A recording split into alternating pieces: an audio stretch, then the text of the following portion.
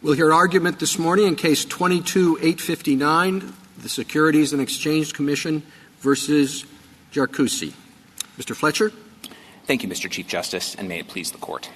Throughout our nation's history, Congress has authorized the agencies charged with enforcing federal statutes to conduct adjudications, find facts, and impose civil penalties and other consequences prescribed by law.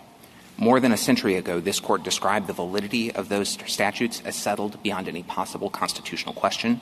And since the enactment of the APA, those and other administrative adjudications have often been conducted by officers specially appointed for the purpose and removable only for cause. This Court should reject all three of the Fifth Circuit's reasons for upsetting that long-standing and entrenched practice. First, this Court's decision in Atlas Roofing considered many of the same arguments presented today and reaffirmed that Congress does not violate the Seventh Amendment when it authorizes an agency to impose civil penalties in administrative proceedings to enforce a federal statute. Respondents have not asked this Court to overrule Atlas or the long line of precedents on which it rested, and they also haven't identified any relevant distinction between that case and this one. Second, Congress does not violate the non-delegation doctrine when it gives an agency the choice of pursuing administrative or judicial proceedings. The decision whether and how to pursue enforcement action is a quintessentially executive power, and Congress doesn't violate the Constitution when it leaves that decision to executive discretion, as it has traditionally done.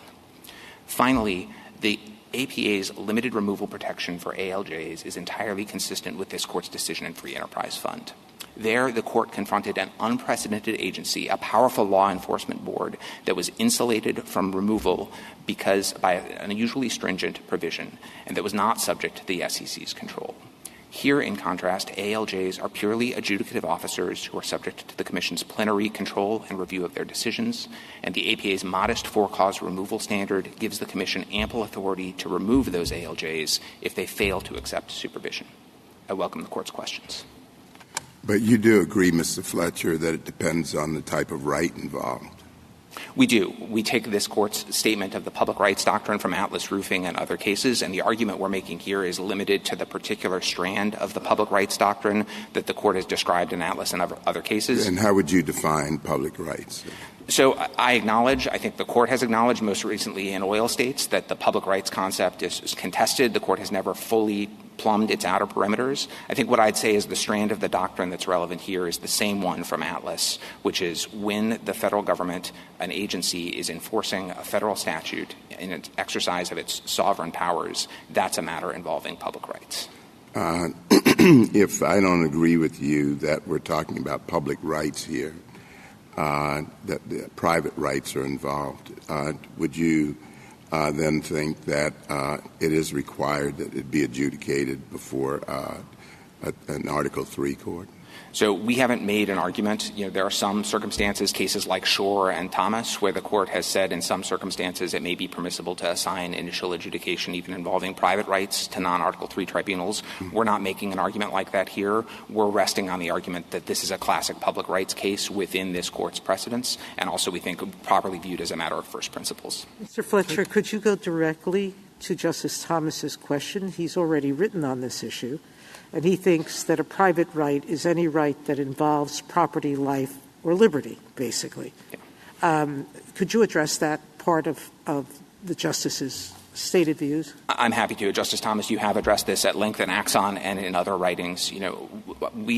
The place where I think we would depart from you is we think that the Court's cases, going back all the way to Murray's lessee, stand for the proposition that it can be a matter of public rights for purposes of Article III, even if private property was involved. Murray's lessee, after all, was taking someone's property in order to satisfy a debt to the government. Same thing in Stranahan, same thing in Atlas Roofing. What we think makes it a matter of public rights and means that it does not offend the separation of powers to assign its enforcement and initial adjudication to executive branch officials is that it's a classic exercise of executive power to enforce federal law by applying the law to the facts in a particular case and by imposing the consequences that are specified by law. Could I ask you just a couple of examples and see where it falls under your definition? The federal government, in association with the states, built the interstate highway system, an enormous benefit to members of the public. Could the government decide that accidents interfere with what they were trying to accomplish in the highway system and create an agency to hear and adjudicate who's liable, responsible, and how much for accidents on the highway system. No court, no jury.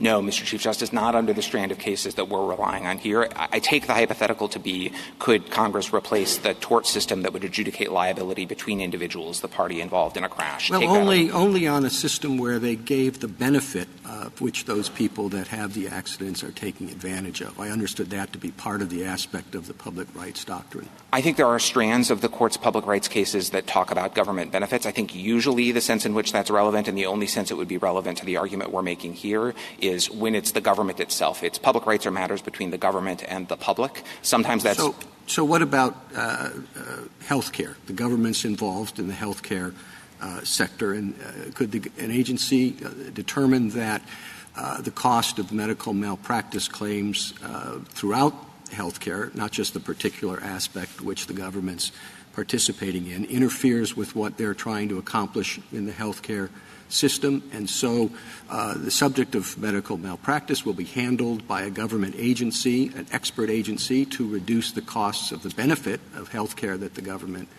provides. No court, no jury. Not if we're talking about adjudicating matters of private rights. In Kroll's terms, the liability of one person to another under the law is defined. Yep. Potentially, yes, if we're talking about taking an area of law, concluding that common law remedies aren't sufficient, erecting a structure of federal regulations and empowering an agency to enforce it. That's the OSH Act in Atlas Roofing. That's the securities laws at issue here. Well, if I could just interrupt because you said no because it involves private rights. Well, what is the intersection or distinction? I mean, I could see — it seems to me that it involves public benefits as well. I mean, the provision of health care, and people take advantage of it, and this is a government decision that they want that public benefit to be available more economically or more efficiently. Yes, it has private rights in it. The people who are injured have a right, I guess, to pursue the people who injured them, but it's also a public right. And how are we supposed to decide which of those two parameters prevails? So I think you can acknowledge, as the Court has done before, that there are fuzzy boundaries at the outer edges of some parts of the public rights doctrine. But I think the difference between those cases and this one is that in this case we're talking about what we had in Atlas, which is a federal agency that's charged with enforcing rights enacted for the benefit of the public. In Justice Scalia's words in Grand Financiera, rights held by the public. And that was but on the private side, I guess there would be normal fraud claims, right? I mean, the securities claims regulated by the SEC look a lot like claims that could be brought in court before a jury for fraud. So there's some analogy there. There was also some analogy in Atlas Roofing. You know, the OSH Act, the claims that were brought there looked in some ways like negligence or wrongful death claims for workplace hazards that had long been brought in common law. The difference is that there and here, Congress has enacted a federal regulatory regime that doesn't just federalize securities fraud or federalize negligence in workplaces the way some of Your Honor's hypotheticals were positing, but it erects a comprehensive federal scheme that goes well beyond common law fraud, and it differs in sort of every particular. It's not even purporting to be common law fraud. I mean, I understood that the Seventh Amendment protects private rights of action that the common law has created and is given to private parties to enforce. And when you have that situation, when you have a common law fraud claim, that's what you're trying to bring, you have the right under the Seventh Amendment to bring that in an Article III court with all of the protections that exist, including a jury trial. But when Congress has created a new right, a new duty, you know, the duty that exists under the Securities and Exchange Act that is created by law, I thought Atlas Roofing was saying, you're not worried about stealing a common law claim and putting it into a non-Article III tribunal. That's really the issue. So when we're looking for, this circumstance, we're trying to ask at the beginning, is there a common law claim or right that is being implicated here? So I think I mostly agree with that. I would supplement it a little bit. I think it's not just the presence of a statute that's important, but if we're talking about a case in court between private parties, the Seventh Amendment can apply to a case involving legal claims, even if they arise under a statute rather than under the common law. The critical point is that the Seventh Amendment right to trial by jury has always depended on the nature of the forum and the nature of the cause of action. By its terms, it applies to suits at common law. And Mr. Fletcher, sorry, please. Go ahead. Well, we'd agree that the right to trial by jury, whether it's criminal or civil, is a very important foundational freedom in American society and a check on all branches of government, wouldn't we? We do. Okay. And we'd agree that if the government sought the same penalties in a criminal proceeding, a jury trial right would attach. I think that depends, Justice Gorsuch. I think on fines, this is a point that Atlas made. Actually, their government can seek fines, and it doesn't trigger the Sixth Amendment jury trial penalties. right. Penalties. Criminal fines. Criminal penalties, you think no jury trial right would attach? If felony, this is a felony fraud, and the guy can go to jail and he can get penalties, you think no jury? I'm not saying that there's no limits on that. I'm just saying a point that the Court made in Atlas was that for small fines, those small fines. Yeah. Okay, all right. But here we're not talking about a small fine. Yeah. So, and again, I don't want to fight too much on this. I agree. So we'd agree jury required in a criminal case. Yes. If this were a criminal case, it would have a jury, right? I think that's I don't know, honestly, where the line would fall, but I'm not going to disagree that criminal cases involve juries. And if this were civilly brought in a court, it would require a jury. I concede that as well. And, well, let's come to that in a second. So returning to the Chief Justice's questions about administrative regimes, I've got another one for you. Let's say the government revived the Sedition Act and decided that, it's really important to have a federal agency who could bring penalties for defamation against the government. Jury trial? No jury trial? Unconstitutional on First Amendment grounds. Forget about the First Amendment. Too easy. We're talking about the Seventh Amendment and the right to a jury trial, and that is an important and ancient right, too. Yeah. And what I'm saying, and the reason I responded to that, I realize that's not the point of the question, but I think the intuitive force... Then let's answer the question. Yeah, so if it's a Seventh Amendment right or no Seventh Amendment? Otherwise valid federal regulatory statute being enforced by the government pursuant to its sovereign powers, that's Atlas roofing in this case. Lots of other constitutional problems. No jury trial right. I think that has to be the implication of your argument. I want to talk to you for just a minute about how you deal with Tull and Grand Financiera. We agree that Tull found that some civil penalties under the Clean Water Act imposed by the government do trigger the Seventh Amendment, right? When heard in court. When heard in court. And that's the key distinction as far as you're concerned. What if the government tomorrow decided, well, we don't like those jury trial that come with that. We're going to effectively overrule Tull by moving those to administrative proceedings. Then the Seventh Amendment would disappear on your account, wouldn't it?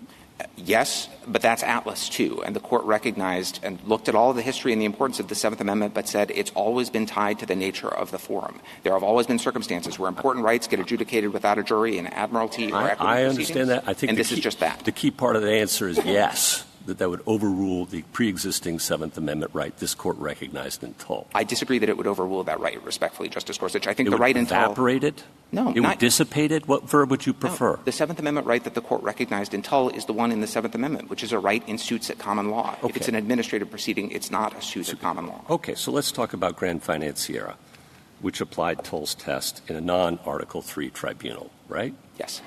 Okay. And it said the Seventh Amendment applied there in a non-Article III tribunal. Yes. Okay. I understand that your distinction there is that it happened to be between two private parties. Not just our distinction, the Court's distinction in Grand Financiera. No, but between your argument between this case and that case is that's the distinction, the relevant distinction is private parties, right? Which was core to Grand Financiera's reasoning, is all I'm saying. Fine. But now let's say that the government brought a fraudulent conveyance argument instead of a private party.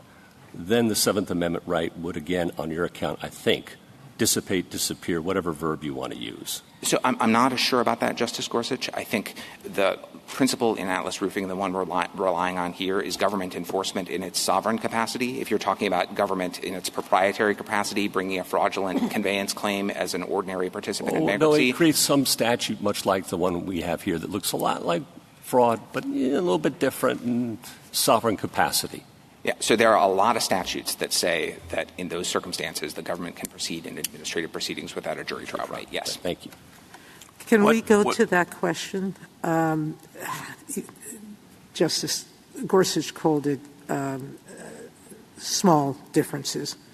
There are big differences between the common law fraud claim and a claim under the SEC, correct? Yes. Would you just break them down? Sure. So the critical one for purposes of separation of powers is that when the Securities and Exchange Commission finds facts, conducts adjudications, imposes the consequences required by law, it is executing the laws in a classic Article II sense. Murray's lessee, City of Arlington, this Court has long recognized that it's executive power to apply the law to the facts and impose consequences prescribed by law in particular cases. So from the question of asking, has Congress tried to assign an Article III power to some entity that's not in Article III, we think it hasn't done that when it's authorized an agency to find facts and impose consequences in enforcing the law. As to specific distinctions on securities, so it's not just it's a different enforcer, it's also that the requirements look different. Congress didn't just federalize the law of fraud. It adopted a comprehensive regulatory regime with lots of prophylactic registration, disclosure, and other requirements totally unknown to the common law.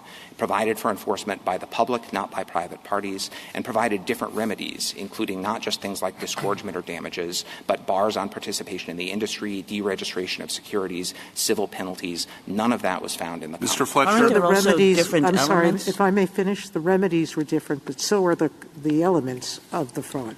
The elements are different as well, exactly. Even It's if actually not even fraud in all circumstances. That's the point I was trying to make when I said that it's not just fraud cases. It's also prophylactic disclosure and other requirements that don't look anything like fraud. And then, Justice Kagan, I think this is where you were going. Even if we're talking about the subset of SEC cases that do look more like common law fraud, the elements are different precisely because it's not trying to right a private wrong. We're trying to vindicate the public's right to fair and honest markets. And so we don't require a showing of reliance. We don't require a showing of damage to private parties. As this Court said in Kokesh, what we're looking What if for— the statute did require that? Would your argument be different? So parts of my argument, I think I wouldn't be able to rely on those distinctions. I think my fundamental argument would not change because we view the critical distinction and the one relevant to separation of powers as being that enforcement by the executive. Well, as to the elements of reliance, does it make sense to say that the Seventh Amendment provides stronger protection when it is easier for the prosecuting party to prove the claim than otherwise? I don't think that's a relevant difference for Seventh Amendment purposes. I think the relevant I thought you were saying that was a difference.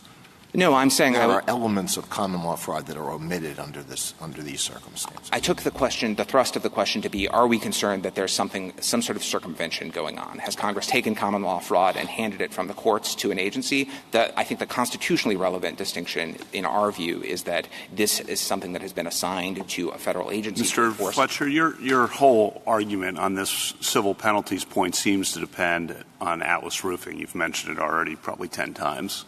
Atlas Roofing, the other side says, has been severely undermined by later cases such as Tull and Grand Financiera.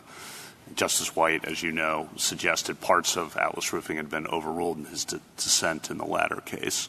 And it does seem odd from a constitutional perspective to say that a private suit triggers the Article III right to a federal court and a jury, a private suit against you for money, but a government suit against you for money is somehow exempt from those Article III and Seventh Amendment and due process requirements simply because the government attaches a different label, the public rights label, to it. So I think that's a strong argument on the other side. I wanted you to respond to that. There were several things packed in there. I'll see if I can get to all of them. So first of all, on the notion that we're relying solely on Atlas, Atlas obviously squarely considered this question, considered a lot of the same historical evidence, and couldn't have been clearer about what it was holding. But I don't want to suggest that that's all that we have. Atlas itself is relying on a line of decisions that go back to Helvering versus Mitchell, to the two Elting cases, to Stranahan from 1909, and even before that, all of which stand for the same proposition that civil penalties in government enforcement actions are permissible, consistent with Article III and the Seventh Amendment. So as to the question whether the Court has backed away from that, I think exactly the opposite is true. So Tull is about government proceedings in court, and it makes clear that its holding applies in court and doesn't extend to administrative proceedings. Grand Financiera and other cases have addressed a sort of different and much more contested question about when we're dealing with liability between two private parties, a fraudulent conveyance action there. When can Congress take that and assign that to non-arbitrary? In what sense does it make to say the full constitutional protections apply when a private party is suing you, but we're going to discard those core constitutional historic protections when the government comes at you for the same money. Yeah, so the plurality in Northern Pipeline, which I think, also recognized exactly this issue, sort of acknowledged that concern and said the reason is that the Article 3 question is grounded in the separation of powers. We're asking, are we concerned about Congress taking away the judiciary's power? And that is a big concern when you have disputes between private parties. Well, what about individual liberty? The purpose of the separation of powers is to protect individual liberty. And your individual liberty, it would seem, is even more, or at least equally, affected when the government is coming after you than another private party. So I agree with that, Justice Kavanaugh, and I think the Due Process Clause certainly has something to say here. In cases like Atlas Roofing and more recently in oil states, the Court has emphasized that judicial review of agency action may well be required. I think our point is just that as a separation of powers matter, as a historical matter, it's permissible for Congress to give adjudications to executive officials that can be executive power, and that Congress has a lot of flexibility in deciding how to provide judicial review. And isn't that Mr. Fletcher, I have a question about Atlas Roofing, and maybe you can help me because I'm having a hard time figuring out the logic of it. So Atlas Roofing says this: the government can commit the enforcement of statutes and the imposition of collection of fines to the judiciary, in which case a jury trial would be required. But the United States can also validly opt for administrative enforcement without jury trials. So I take that to mean that it's completely up to the forum. So the right to a jury trial would depend on the forum rather than the nature of the action, whether the action is a private right or a public right. How can that be? So I think the answer to that is that the Seventh Amendment depends on the forum. That's the text and tradition of the Seventh Amendment. It's suits at common law, so it never applied in equity. We also don't think it applies in administrative proceedings. But there's an important check on when Congress can assign matters to administrative proceedings, and that's the public rights, private rights distinction. That comes from Article 3. But it seems to me that what Atlas Roofing is saying here is that the public rights, private rights, just this part of it, because it seems to me that part of your argument depends on reading Atlas Roofing for all of it, all that it's worth. And I agree, Atlas Roofing is a good case for you. But it seems to me that that part that I read and part of the premise of Atlas Roofing really doesn't depend on the private rights, public rights. It really kind of depends on the forum.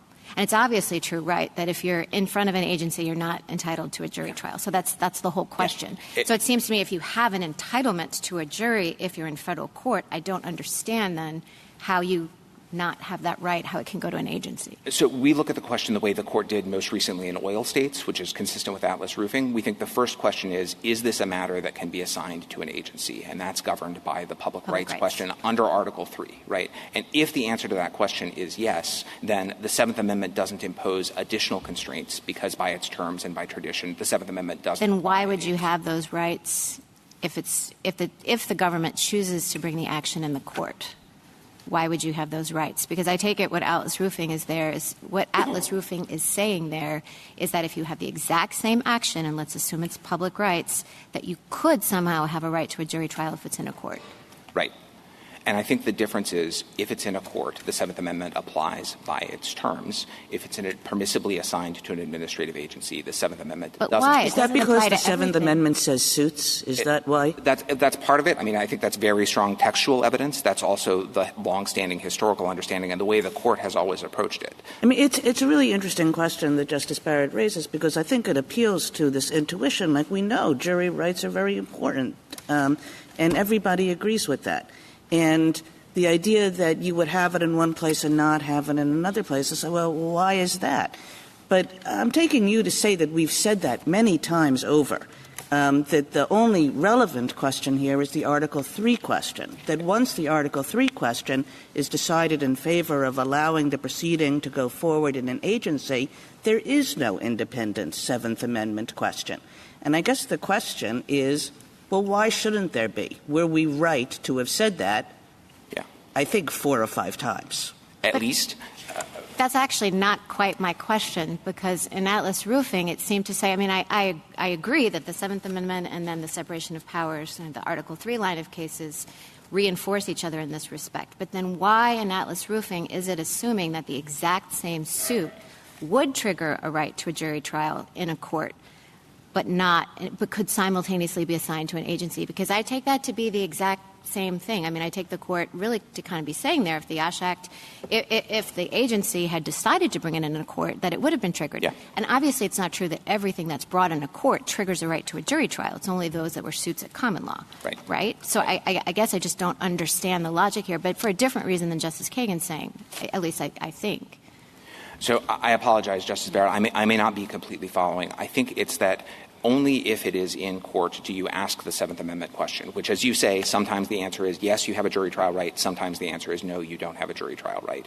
Our view is that the text of the Seventh Amendment tells you you don't even ask that question if you're in front of a different tribunal. But, Mr. Fletcher, I don't understand, like Justice Barrett, why the forum is leading this issue. And I know your time is up, Mr. Chief Justice. Do you want me to wait? Why don't you finish your question, and then we'll move on to I don't understand why the forum is the first question. I thought that the first question was, what is the nature of the claim? In other words, is this a common law action?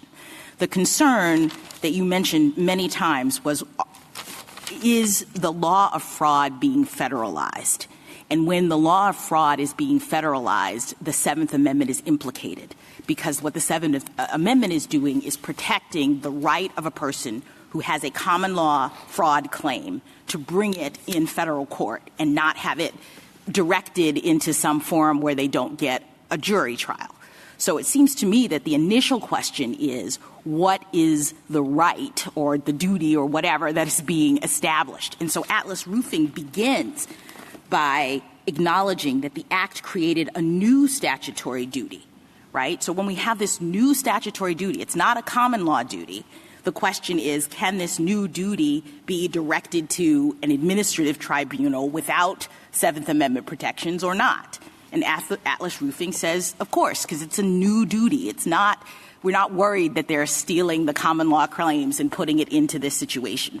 So for me, the answer is not starting with where is this taking place. It's starting with what is the claim or the duty at issue. And if it's a new statutory duty, says Atlas Roofing, we've held forever that Congress can assign it to the court. Congress can assign it to the administrative agency. The Seventh Amendment isn't implicated because we're not talking about a common law suit. Justice Barrett? Briefly, counsel. Justice Jackson, I think the reason why the court has looked at it differently is that Article III actually provides more protection. It's not just concerned about protecting people's access to the courts in common law cases where there's a right to trial by jury. It also protects the right to go to an Article III court if you have an equitable action. Right, but what about the Seventh Amendment? Right. Aren't we asking what the Seventh Amendment protects? And the point that I'm making is the point from oil states and the court's other cases, which is the Seventh Amendment is essentially downstream from Article III.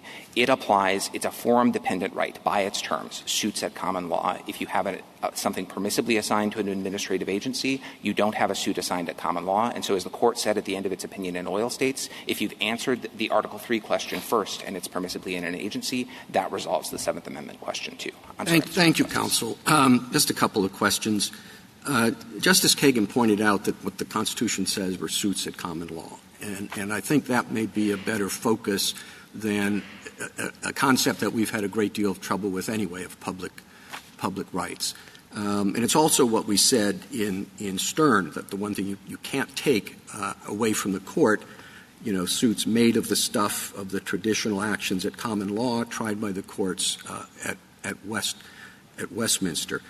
But it can't be the case that would be a suit at common law. It would have been tried at Westminster, but the government calls it something different, but it's the same thing. I mean, that suits at common law would seem to be a significant constraint on what the government can take away from the courts and arrogate to its own employees as hearing examiners. So, Mr. Chief Justice, I think those constraints exist, but I think the Court has located them correctly in Article III and the Due Process Clause, not just in the Seventh Amendment. And I think part of that is because those provisions actually provide more protection and more access to courts than the Seventh Amendment would, because the Seventh Amendment is limited to suits at common law. Thank you. And just one more question.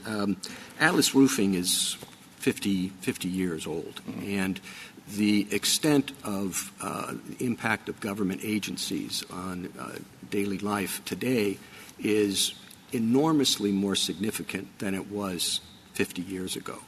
I mean, does that have should that be a concern for us or a consideration when we're trying to consider what power the government has to take away the jury trial right, or as an antecedent to that, to take away the right to go into court.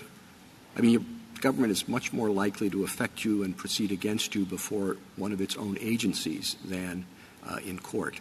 And that concern and that threat is far greater today than when Atlas Roofing was set up. And as a general matter, it does seem to me to be curious that, and unlike most constitutional rights, that you have that right until the government decides that they don't want you to have it. That doesn't seem to me the way the Constitution normally works. So let me start with the first question about changes since Atlas Roofing.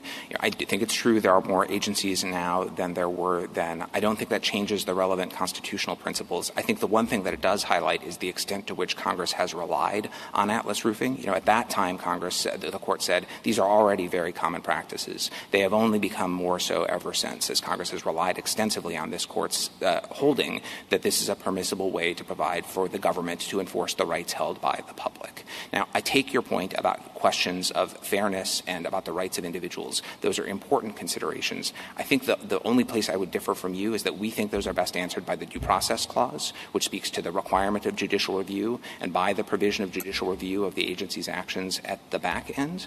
And finally, you asked about the sort of question about the forum, and isn't it a little odd to think of a constitutional right that applies in some places and not in others? And the point that I was trying to get at in response to Justice Barrett earlier is that that's always been a feature of the Seventh Amendment. At the founding, you could have had exactly the same sort of— Well, that's right, but that wasn't my point, that it could be in one place or another. My point was more, it can be in one place with the protections of Article III against the government, or the government can decide, we think we'll be better off deciding that in our own agency before our own employees. That's not just one place or another. It seems to me that undermines the whole point of the constitutional protection in the first place. So I disagree, Mr. Chief Justice. I think that's something that Congress has long done, as provided for administrative adjudications first and judicial review later. We think that's obviously subject to due process constraints, but when it is consistent with those constraints, and there's no challenge here that this scheme is not, then it is consistent with our tradition. And not just since Atlas Roofing, but really, this is an established practice for more than a century before that as well. Thank you. Justice Thomas? Mr. Fletcher, would you give us a brief definition, your definition of public rights? Sure. I think I'm not going to try to do it comprehensively because I think that there are some sort of contested questions that are not at issue in this case. For purposes of this case, we would just ask the court to say what it said in Atlas Roofing, which is when the government, in its sovereign capacity, is enforcing a federal statute, then it is enforcing public rights. So it's the nature of the government's enforcement. Right. It is. I think I would put it maybe the way Justice Scalia did in his Grand Financiera concurrence, where he said, are we enforcing rights held by the public? That's the meaning of public rights. So how would property rights fit in that? Those are usually considered private. Right. And I understand the intuition that you have written about and that some scholarship has written about that says the public rights, private rights question should be, are there private rights like property or liberty at stake on one side of the ledger? And the reason why I think that can't be the way to ask the question is that in many of the court's public rights cases, going back to Murray's lessee, there have been private property interests that would be affected. There are administrative adjudications that happen all the time that affect property, that affect liberty in the immigration context, that affect very important interests of individuals that we still conceive of as public rights matters that can go to agencies in the first instance. Thank you. Justice Alito? I wanted to follow up on a question asked by the Chief Justice and then a question asked by Justice Kavanaugh. So the question asked by the Chief Justice concerns the textual argument that the Seventh Amendment doesn't apply here because it's not a suit. Why is it not a suit? I think because a suit is traditionally understood to be a proceeding in court. So if something, if a claim at common law for which a party would have the right to a jury trial is simply transferred to some other tribunal, that makes it not a suit. when it's assigned to executive officers to find the facts and apply the law, that's not a suit. And that's something that's been happening since the founding, often very informally. And I think our point here is that Congress can provide trial-type procedures to make sure that that's more fair to parties and more accurate. But when it does that, it doesn't change the nature of the power. Doesn't that seem like a pretty patent evasion of the Seventh Amendment to say this protection, which was regarded at the time of the adoption of the Bill of Rights as sufficiently important to merit inclusion in the Constitution, can be nullified simply by changing the label that is attached to a tribunal? And the difference, Justice Alito, is that I don't think it's just changing the label. It is changing the nature of the power being exercised. And I want to underscore again that I think it very well may be the case that there are constitutional rights that require some amount of judicial process. Our point is just that we think those are found in the Due Process Clause and not in the Seventh Amendment. What if the suit is not the adjudication, the dispute is not between the government and a private party, but between two private parties, but it's before an agency? Would you say that is still not a suit? I think that is still not a suit, but Article III would have much more to say about that, and there imposes much greater constraints on Congress's ability to assign that sort of dispute between private parties to an agency. Well, I don't understand why you keep shifting to Article III when the question before us is the Seventh Amendment, which speaks directly to the question of suits at common law and to a private right and to the right of a jury trial. I'll take out the private right part. It speaks to suits at common law and the right to a jury trial. Right. So the reason I'm focused on Article III is that because the first answer to the Seventh Amendment is it's suits at common law, proceedings in an agency aren't suits. I take the force of your response, which is it seems odd to say that we can just take something away from a court and hand it to an agency. And I'm trying to respond to that by saying there is a constraint on that and an important one. It's Article III and the Due Process Clause, just not the Seventh. Yeah, well, Article III was in the Constitution in 1787. But when Congress and the states put the Seventh Amendment into the Constitution, they apparently thought that Article III wasn't going to provide sufficient protection. Can we not infer that? I think you absolutely can, but we think you should continue to, as you have before, read the Seventh Amendment's protection by its terms, which is to be focused on suits in court, suits at common law. All right. The other question was one that Justice Kavanaugh asked, and I want you to go back to it. And I want you to talk about the theory behind the Seventh Amendment. You have arguments based on precedent. You have your textual argument about suit, but I just want you to talk about the theory of the Seventh Amendment. Isn't the theory of the Seventh Amendment that people in this country should have protection against having their liberty or property taken away by officials who are answerable to a powerful executive, that the jury should be set up as a buffer between in that situation? Isn't that the theory of it? I don't think, respectfully, Justice Alito, that's the primary theory behind the Seventh Amendment. That's part of it sometimes. But as we explained, the proponents of the Seventh Amendment identified a lot of concerns about checking judges, about providing protection in private suits. And really, I think the most telling evidence that it wasn't concerned about government enforcement is that in 5 of the 7 state ratifying conventions that proposed something like the Seventh Amendment, they limited it to suits between private parties or involving real property. So they would have excluded the government altogether. Well, I'm talking about the Seventh Amendment to the Constitution of the United States. Justice Kavanaugh's question was, what sense does it make to say you have this protection when you're being sued by a private party whose resources are certainly going to be more limited than the resources of the federal government? But when the same thing happens to you and the party that's against you is the federal government, well, this right to a jury trial simply goes out the window. Does that make sense? I think it does, because I don't think it's the same thing that happens. If it's truly the same thing, if the government is proceeding against you in court on the same basis as a private party, then that's Tull, and the jury trial right does attach. But what is different about an administrative proceeding is that then we're in the world of Congress permissively permit in a way that it is permitted to do under the Constitution, assigning to executive officials the responsibility for finding facts and imposing consequences, which happens all the time, every day. All right. Thank you. Justice Sotomayor? let's go back to that distinction you were drawing earlier. You said that Justice Thomas and I think Justice Alito are concentrating on the respondent's interest. But I think that we haven't really concentrated on how the difference between a private right and a public right exists. I understood a public right to be a right possessed by the sovereign. Exactly. And it's an interest that's possessed by the sovereign, correct? Exactly, yes. And that's why that interest in this case is to protect the integrity of the securities markets, yes. And that would include actions that have nothing to do with fraud, like a failure to disclose, registration requirements, et cetera, et cetera. If you violate those, you pay a penalty for it.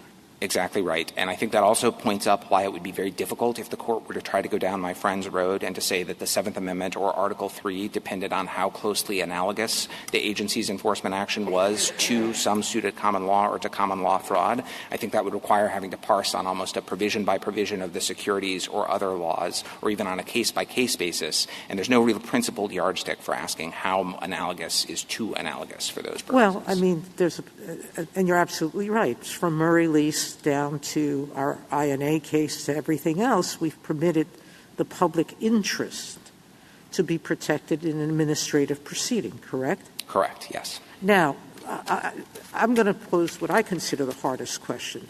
I see the remedies here as remedies that are not generally available in common law, whether it's being barred or from practice or or other things like that. Penalties seem similar, but how about if it included restitution? Meaning, now we're going to pay the money to a private party. Would that pose a problem?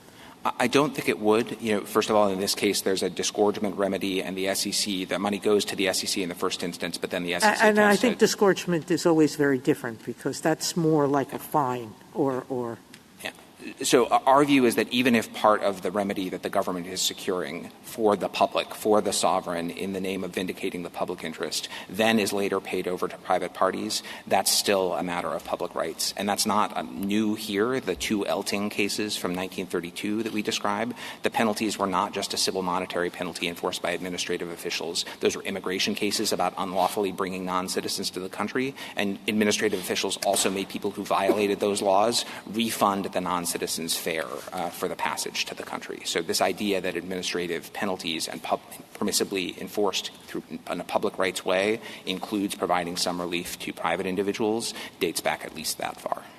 Thank you. Justice Kagan? So, Mr. Fletcher, I think one of the oddities of this case is if you look at the question presented and then you read Atlas Roofing, you wonder why this case is here. In other words, that Atlas Roofing simply resolves the issue.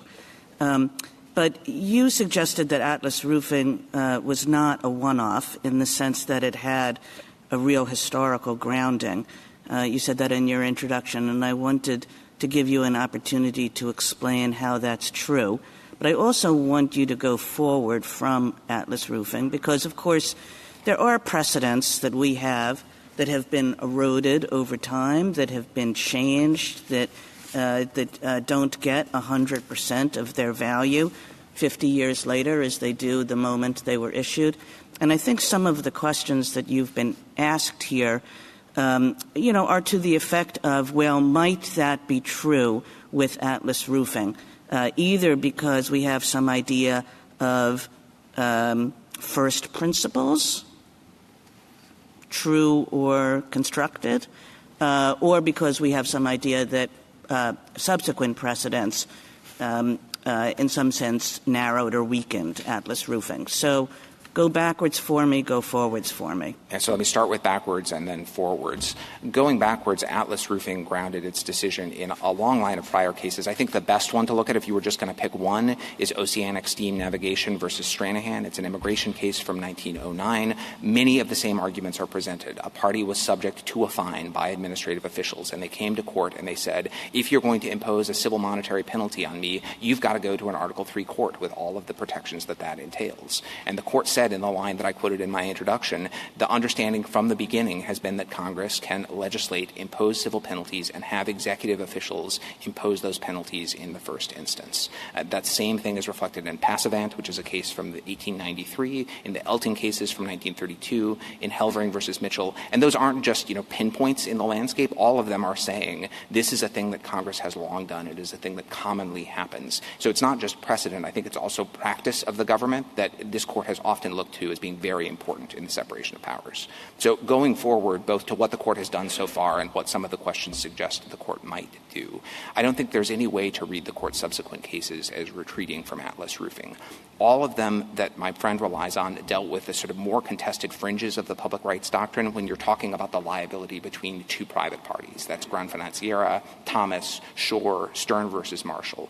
All of them are careful to carve out and say, we're talking about this special zone of liability between two private parties. Indeed, if I might just interrupt, I mean, when you started in your introduction and you said, well, the Court has often said that this is a very complicated, difficult area, but the Court has often said that when it's faced cases involving two private parties in which their dispute is embedded in a federal statutory scheme, and those are the cases that we found complicated and difficult. Exactly. And you have Justice Scalia, in Gran Financiera saying, I would limit the public rights doctrine to cases involving the government because he disagrees with where the Court had gone on cases involving private parties. But this piece, the strand that I'm relying on here, is really a through line that the Court has never questioned. And when I think one of the questions suggested Justice White, who was in dissent in Gran Financiera, said the Court has overruled Atlas Roofing, that was because he read Atlas Roofing to speak to the private parties cases, which we don't think it did, and the Court did. He read Atlas Roofing to impose a ceiling, which the Court had said, no, it doesn't, where also there are also public rights involved in some private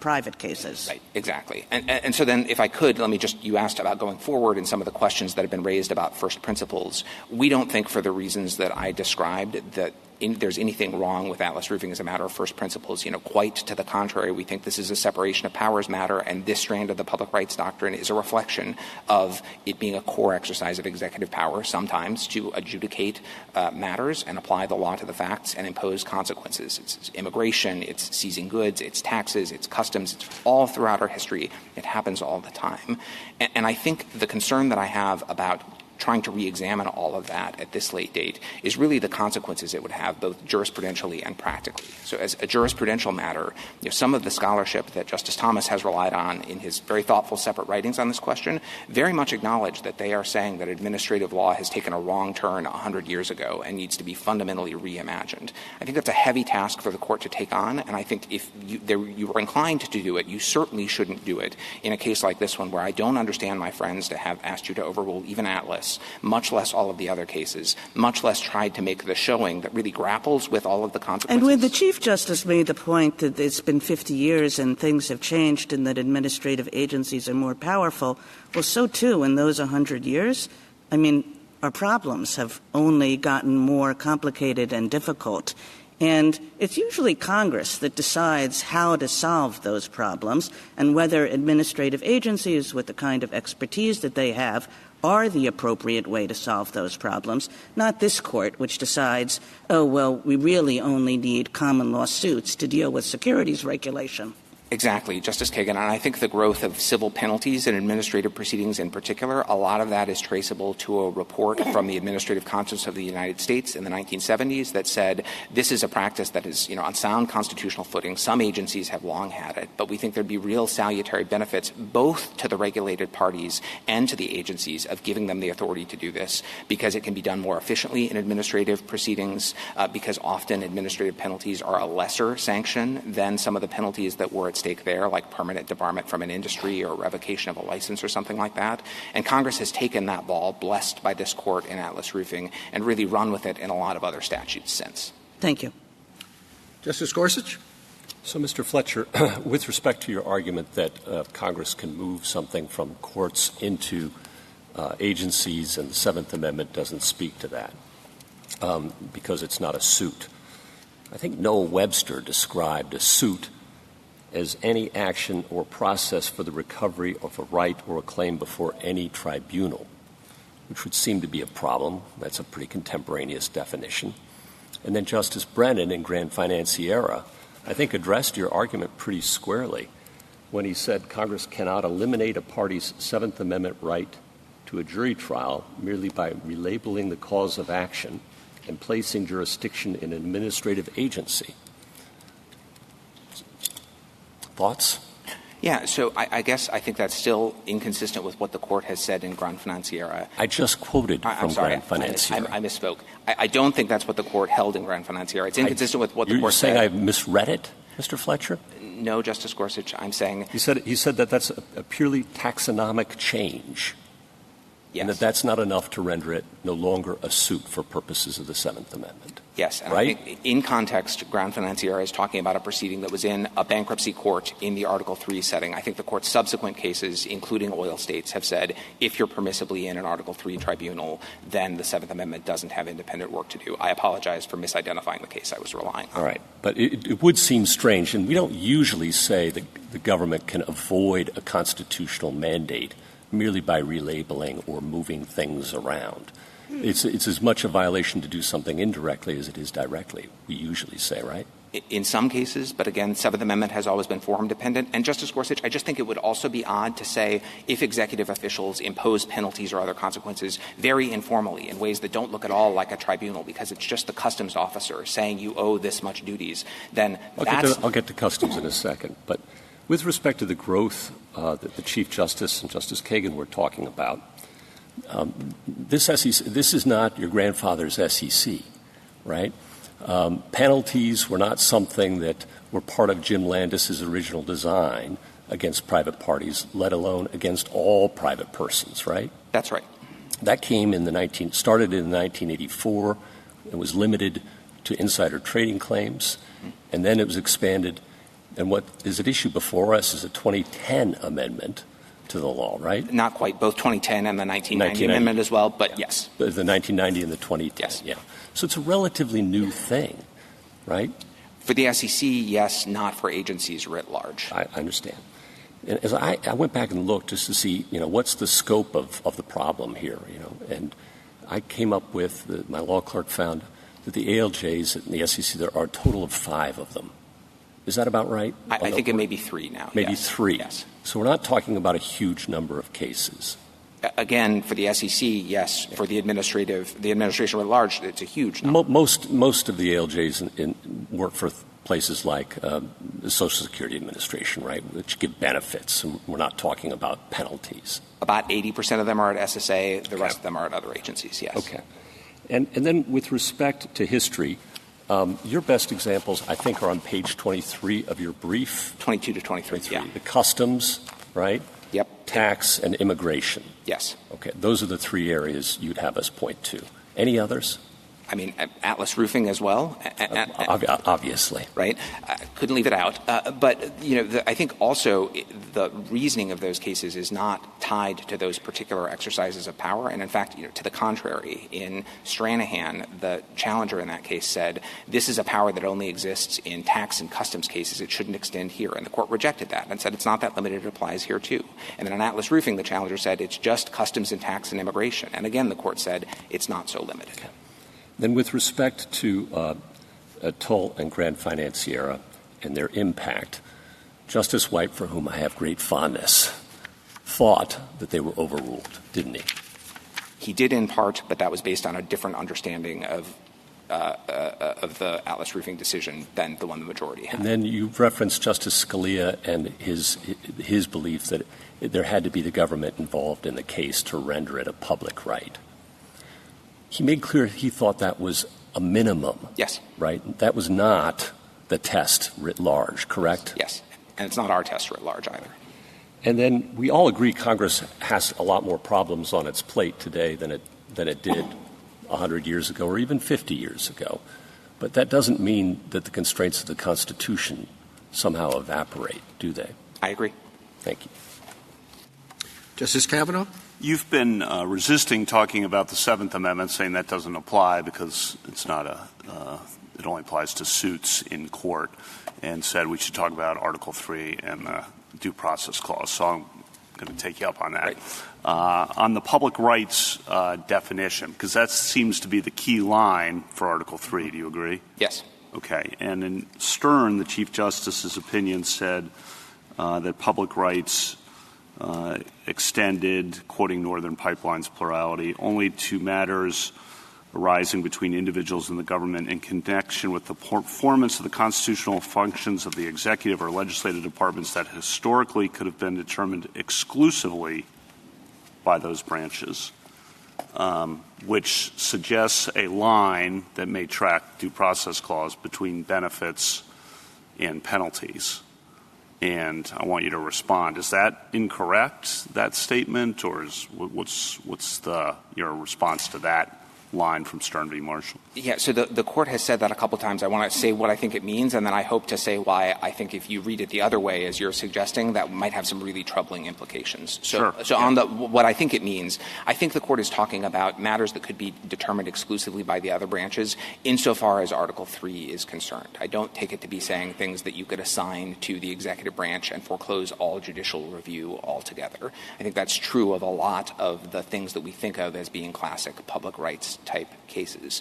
And I think the reason why I would warn you away from reading it differently is that if you read it that way, as some of the scholarship has done, then I think Congress really, and this Court, has only two choices. Option one is Congress can assign something to the initial adjudication by an administrator, but if that can happen, then the implication is it can also bar judicial review altogether. And option two is it has to go to an Article 3 court in the first instance. And that would be a sea change for all sorts of things that are not benefits, but I'm talking about, the assessment and collection of taxes and penalties, customs and penalties, the immigration laws, the detention and removal of non-citizens. All of those things are things that are done in the first instance and have long been done in the first instance by administrative officers. And if you adopt the rule that it's only things that we can say can be done exclusively by the administrative officers without any judicial review at all, then I think you're in a really untenable choice in those areas and lots of others too. Right, but the flip side, I guess, and you've said this, this started with Atlas Roofing. I know you have your cases it relies on, 1972 ACUS report that you properly mentioned. And it seemed like a small matter then, potentially. But as others have pointed out, it expands to other agencies. And I think the logic of your position is that you could go all the way in the other direction from what you were just saying, and Congress could assign all federal government civil penalty suits to be housed at in-house executive agencies. Is that your position? Potentially, yes. Again, if it fits all of the criteria. I think the questions that you'd want to ask are, there are constraints about, is this the sort of federal regulatory scheme that you're talking about in Atlas Roofing and here that's always been a feature of these? We're not just trying to have federalize, tort law or something like that, right? Also, there are constraints on what can be done through civil means rather than criminal means in terms of the severity of the sanctions. But assuming those things away, yes, the logic of your position is that well, and on the due process clause, because you've said let's talk not about the Seventh Amendment, about the due process clause, that seems problematic to say the government can deprive you of your property, your money, substantial sums, in a tribunal that is at least perceived as not being impartial in the sense that it's an in-house executive agency where the commissioners start the enforcement process, oversee the enforcers, and then appoint the adjudicators and review the adjudication. That doesn't seem like a neutral process. So your response to that is Atlas Roofing? A couple. I mean, first of all, we haven't talked at all about the removal issue yet. I guess I'm going to get to that. Then I'll save it for that. I was just going to say that to the extent that those are concerns, the remedy that my friends are asking for on the removal question goes in exactly the opposite direction. Right, exacerbated. I'll get to exactly. So, but saving that for removal and focusing just on the Seventh Amendment and that question, I think the takeaway that I would give you from the unappealing dichotomy, that the sort of really strict understanding of trying to locate this rule in Article 3 and saying only if it could be exclusively assigned to an administrative agency with no judicial review at all can it ever be assigned to them on the one hand, or everything's got to go to the district court in the first instance. I think that's untenable as a practical matter. It's overturning a huge swath of law. I think if you have concerns about that, and again, this wouldn't be the case to explore them, but if you did, I think the due process clause is a better tool because it provides the ability to draw finer distinctions than the sort of blunderbuss ones that I think you would be forced into if you adopted the public rights Article Article III inquiry as the solution to any problem you perceive there. One of the oddities of this statutory scheme is that the SEC is authorized to, and in fact does, bring suits in federal court. Why? I think that's a part of the chronology, really. The suits in federal court, by and large, came first in terms of when penalties could be sought, and Congress later came along and added them to the administrative proceedings as well. I think that's different Congresses making judgments at different times. But why would the SEC bring suits in federal court? I'm sorry. I thought you were talking about I was. You answered the correct question, but a follow-on question is why would the SEC bring suits in federal court? Yeah, so it makes that judgment on a case-by-case basis, depending on the case, and it might depend on what remedies are available in the two forums. Here penalties are available in both, but there are certain other remedies that differ, and they might make a judgment about that. They might also make a judgment about which one is likely to be faster under the circumstances of the case. There are some circumstances where, especially where they've settled a case or where it's a sort of follow-on proceeding that's going to be very simple, that they choose to file those administratively rather than burdening the courts with those. And there are other circumstances where they have a very technical regulatory issue that they're looking to achieve consistent treatment across a bunch of cases, and they conclude that that can more easily be done administratively than in court. But in terms of the repercussions, if we went down the civil penalty line, for the SEC at least, they could bring all the civil penalty suits in federal court. If benefits were the other side of the line, that excludes Social Security and those kinds of agencies. Why don't you talk about, because I think you were talking about this with Justice Gorsuch, the ramifications if the line were civil penalty in terms of other agencies? Yeah, so I think they are large. Already in Atlas Roofing, the court said these are common. They've become only more so since. The 1992 ACUS report that we cite says that small interruption. They could always just bring the suit in federal court, though. They're filing everything in the in-house tribunal. They could just file the same kinds of things in federal court. The SEC, yes, but I thought we were shifting over to other agencies as well. Some of them can, and some would need new statutes. Some can, many cannot. And to bring all of those cases that are now proceeding administratively into the courts would be a huge imposition on the courts. And just in terms of the numbers, the 1992 ACUS report that we cite counted more than 200 statutes at that point. And we very quickly got to 24 agencies that have the authority to impose penalties in administrative proceedings now. So it really would be. I don't want you to think that it's just about the SEC and it can just go to court, because they really have wide repercussions. No, I know, FTC and others. I'm aware. EPA, agriculture. I mean, it's really all over. FERC. We have a FERC amicus brief. Okay, on the Article 2 issue, quickly, one question there that this seems problematic under Free Enterprise Fund. So, Justice Kavanaugh, I actually disagree. Of course, in footnote 10, Free Enterprise Fund reserved this question. And I understand there are some times where the court technically reserves a question, but the logic of the prior decision effectively answers it. And I just think this is exactly the opposite. So the court said, here we have something that's novel, it's completely unprecedented, and it effectively insulates a law enforcement and policy-making board from the SEC's control. And here, none of those things are true. This isn't novel. It goes back to a carefully negotiated compromise in the APA itself, adopted with the support and after study by the executive branch and Congress. It's been the law for more than 3/4 of a century. Thank you. Justice Barrett? My questions are just clarifying, just to make sure I understand exactly where you're going here. Okay, so this is public rights, not private rights, because it doesn't map on exactly to common law fraud. You don't have to show as much, you don't have to show damages.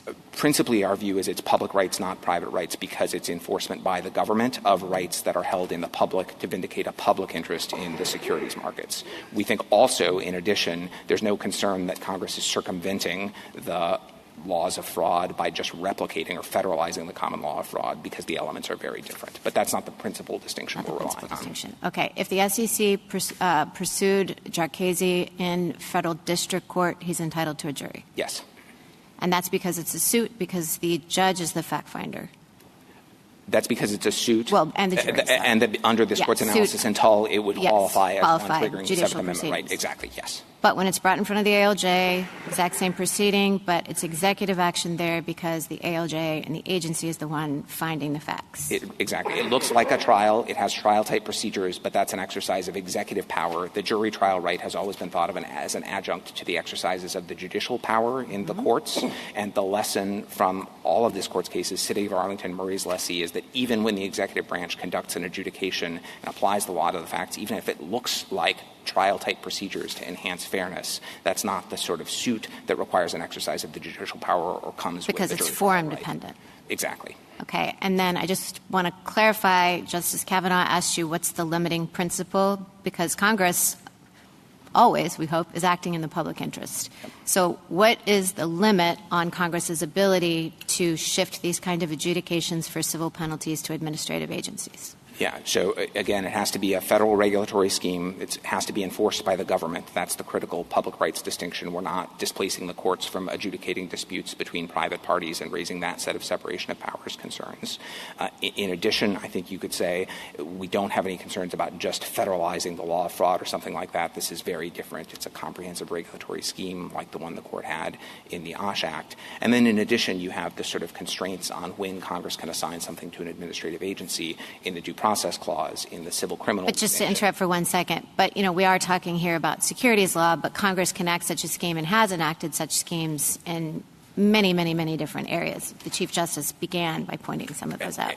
So in all of these areas, health care, highway management, what have you. Exactly. So I acknowledge that the rule that I'm giving you is broad. That's in part because Congress has done this in many, many different circumstances. We think validly so. But the breadth of the rule is consistent with our historical practice and with this Court's decisions, not just Atlas, but before that, too. Okay, so we've talked some about fallout. So here, what the SEC got from Jarkesy in disgorgement was more than civil penalties. Correct. Right?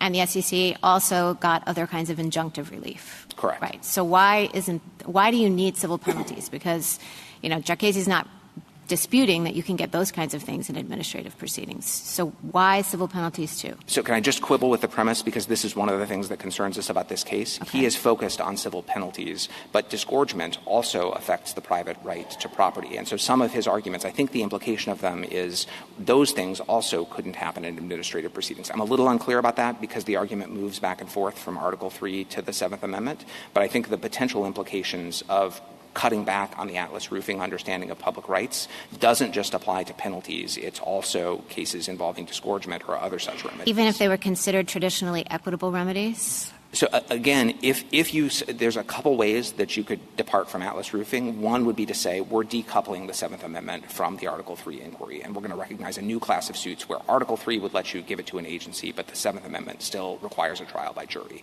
There, I think such a rule might be limited to civil penalties because the other remedies are equitable. But if you go in the other direction, which some of my friends have suggested and some of the questions have suggested, and say any time you have an administrative action that affects private property or liberty or anything else, that's public rights. That means that under Article 3, it can't go to the agency to begin with. Yeah, I agree with you there. Okay. Thank you, Mr. Fletcher. Justice Jackson? So I agree that Atlas Roofing resolves this case. But like many of my colleagues, I guess I don't understand your reading of Atlas Roofing as suggesting there's no Seventh Amendment issue at all if the fact-finding function is assigned to the agency. I mean, the case begins, sentence 1.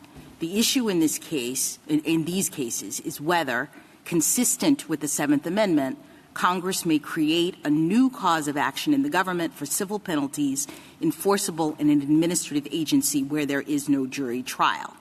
You seem to say, well, it depends on whether Congress has assigned resolution of this to the agency. But that seems totally conclusory and circular to me.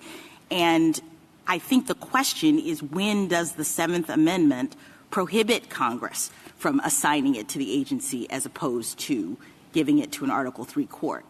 You say that's forum dependent, but the question is, when can they give it to one forum versus the other? And in my view, the Seventh Amendment and what Atlas Roofing is saying is that it's claim dependent. It's the part of your argument where you talk about, is this a situation in which Congress is taking a common law duty, right, action, or whatever, and moving it into the administrative process. And so the Seventh Amendment says you can't do that.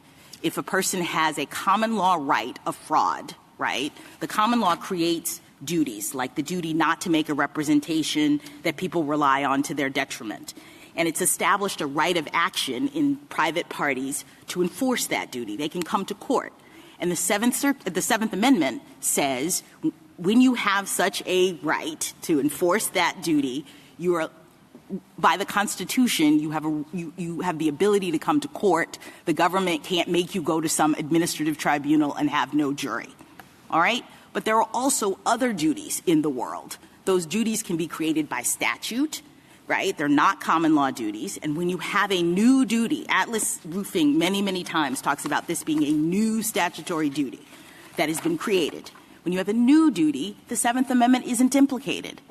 Justice Jackson, that's just not right. If it's a new duty that's enforced in court, even statutory rights enforced in court can trigger Seventh Amendment rights. I understand, but Atlas Roofing also speaks to that. It says Congress can choose to allow you to enforce or allow the government to enforce this new duty in court versus the administrative proceeding. And when it chooses court, then you have the Seventh Amendment right.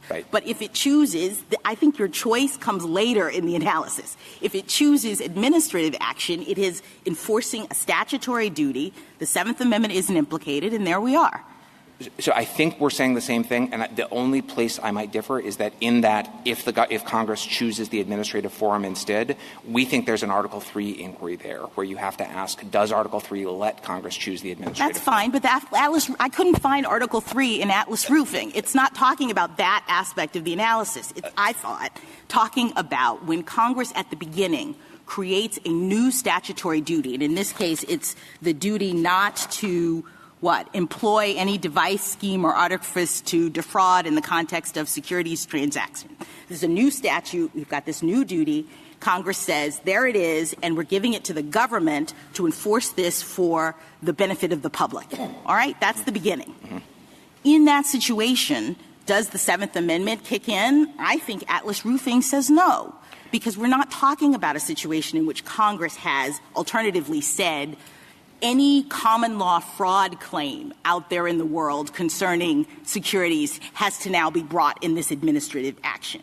If you're relying on the common law and you're bringing this kind of claim, you don't get a jury trial anymore. You have to come before the SEC. That's a Seventh Amendment problem because we're still – do you understand what I'm saying? Mm-hmm. So it's a suit at common law because you had the common law claim that is now implicating the Seventh Amendment right. But it's not a suit at common law when Congress creates a new duty and gives it to the SEC or some agency to enforce. Through administrative proceedings. Through administrative proceedings. Then we're landing in exactly the same place, yes. And I think I may just be baking in some additional hoops that Congress has to jump through, but I'm not disagreeing with your bottom line. All right. And I think the problem then is that if I'm right about this, then I think it solves a lot of the concerns that my colleagues have about Congress shifting into, certain things into administrative proceedings, because really the Seventh Amendment is only implicated if they're shifting into administrative proceedings things that were suits at common law, meaning claims in common law.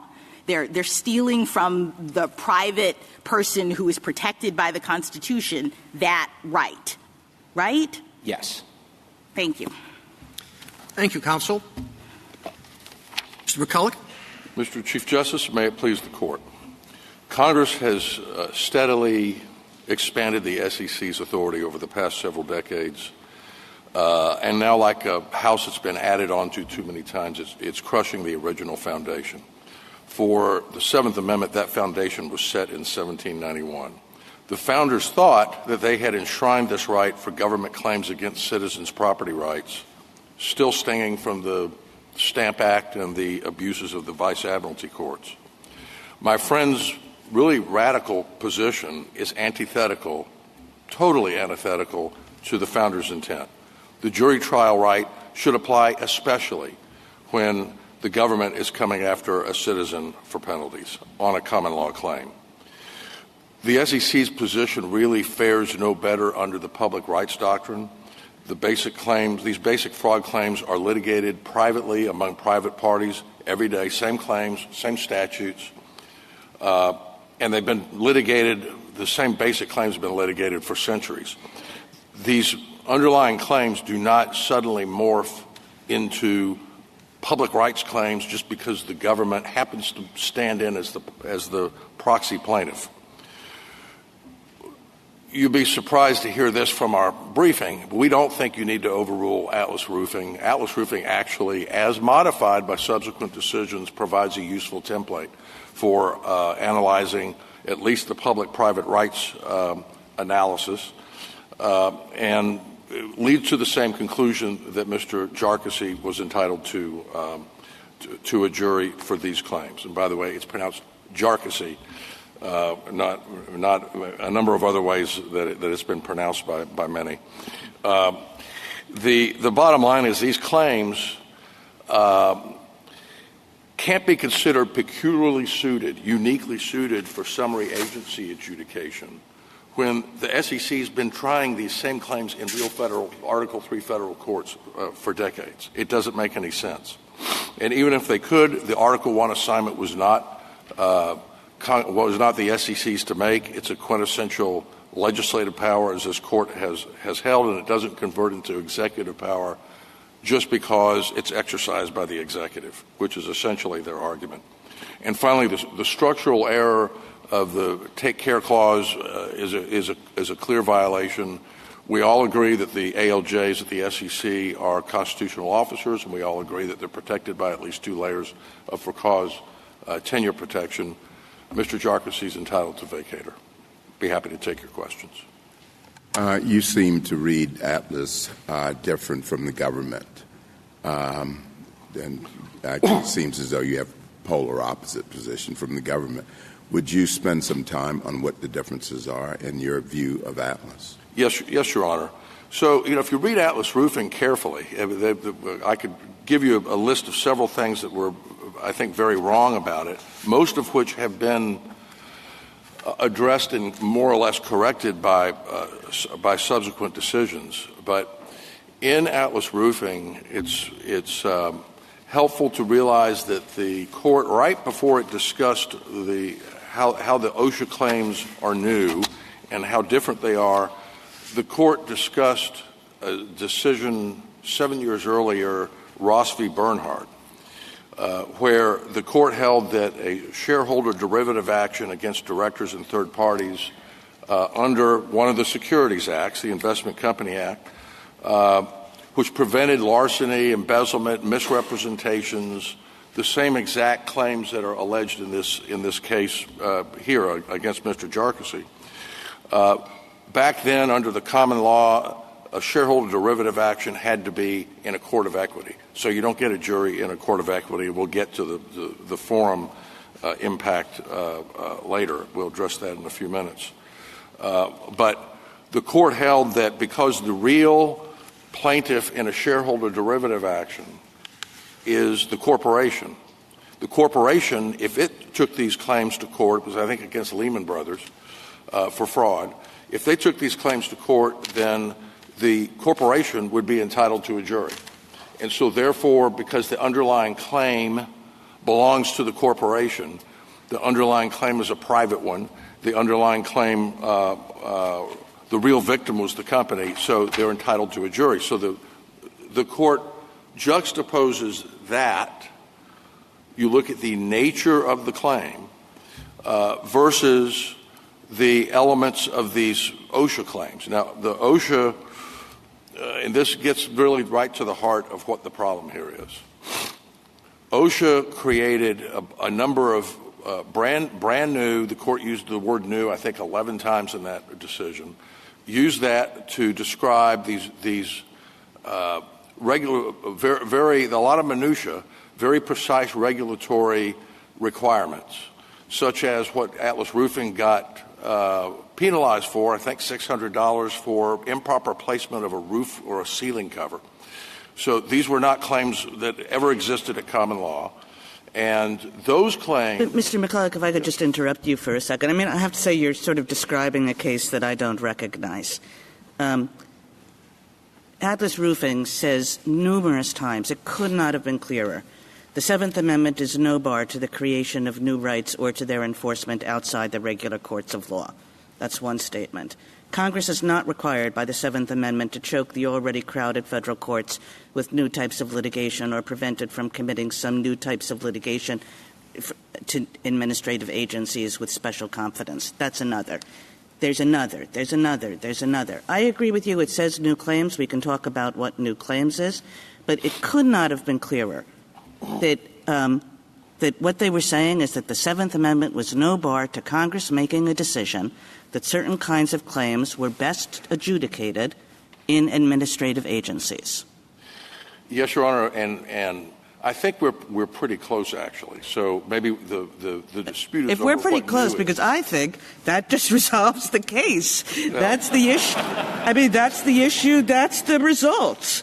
Seventh Amendment is no bar. Well, and respectfully, Your Honor, for several reasons, that's where we very much part ways.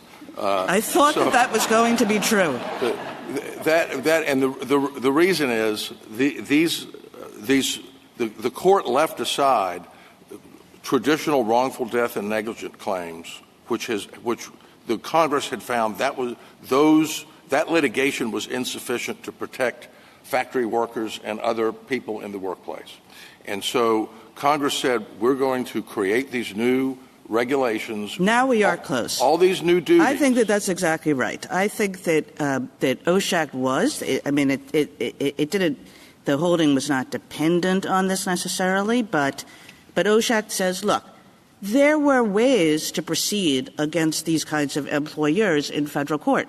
You could bring a negligence suit. You could bring a wrongful death suit. But the court says Congress thought that wasn't enough. Congress thought you shouldn't have to wait until the injury happens.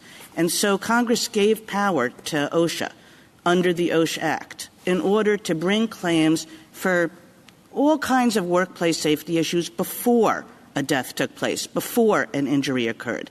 And that's exactly what the securities laws do. It says we don't need an injury. We don't need reliance. We're constructing a prophylactic scheme, and we're constructing it because we understand that the securities markets need to be honest and fair, and people need to be able to rely on them. And so it takes a common law suit and says we're going to throw out some of these elements, and we're going to create a prophylactic way to make the securities markets fair and put it in an administrative agency. Exactly what OSHAC did. Okay, Your Honor, the word prophylactic is a useful one. As my friend, it's a big word. I mean nothing by it other than we're not going to wait for the harm to occur. Correct, and those we have no problem with those being declared public rights, those being tried in administrative forums, where without the right to a trial by jury. Those prophylactic claims were never recognized in the courts of England in the late 18th century.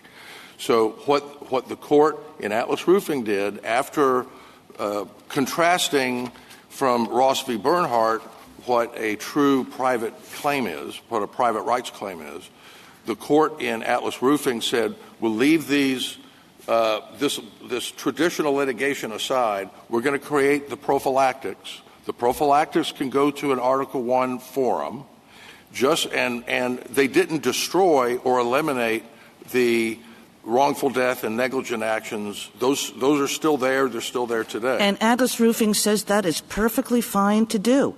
It is perfectly fine. You have these suits that can go forward in federal court, but that's not enough to solve the problem, Congress thought.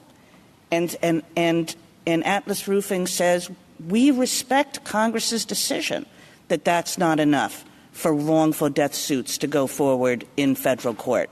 We're going to set up an agency. We're going to empower the agency, Congress says, to do things even when there is no harm, to do things that to adjudicate disputes that you couldn't adjudicate in a federal court. And Atlas Roofing says the Seventh Amendment poses no barrier to that.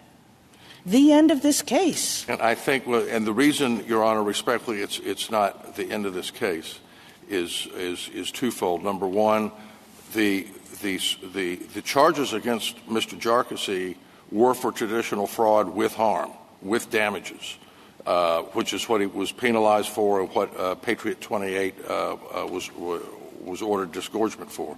So the charges, the allegations in the order instituting proceedings and in the final order of the commission were traditional fraud claims. No, I'm sorry, by nature, or was that the actual cause of action? Because for me that matters. Was the government coming in and saying the cause of action here is traditional fraud? we're relying on the common law cause of action to be bringing this claim against They Mr. brought it Jarkesy. under the 10b-5 statutory provisions. Right. So they were bringing the cause of action under the statute that that Congress had created, right? Yes, Your Honor, but with actual harm alleged. No, I understand. The allegations may overlap with a fraud claim. They could have chosen the common law as the cause of action and brought a common law claim. But I think if they had done that, the Seventh Amendment would say you have to do that in the regular court. But instead, what they said is we're going to do the cause of action that exists under the federal statute that creates this new right. And per Atlas Roofing, the court says there's no Seventh Amendment barrier to them bringing that claim in an administrative agency rather than the court. And what this court has held repeatedly is that that is not a new right. If and I come back to Grand Financiera, probably the best explanation of this.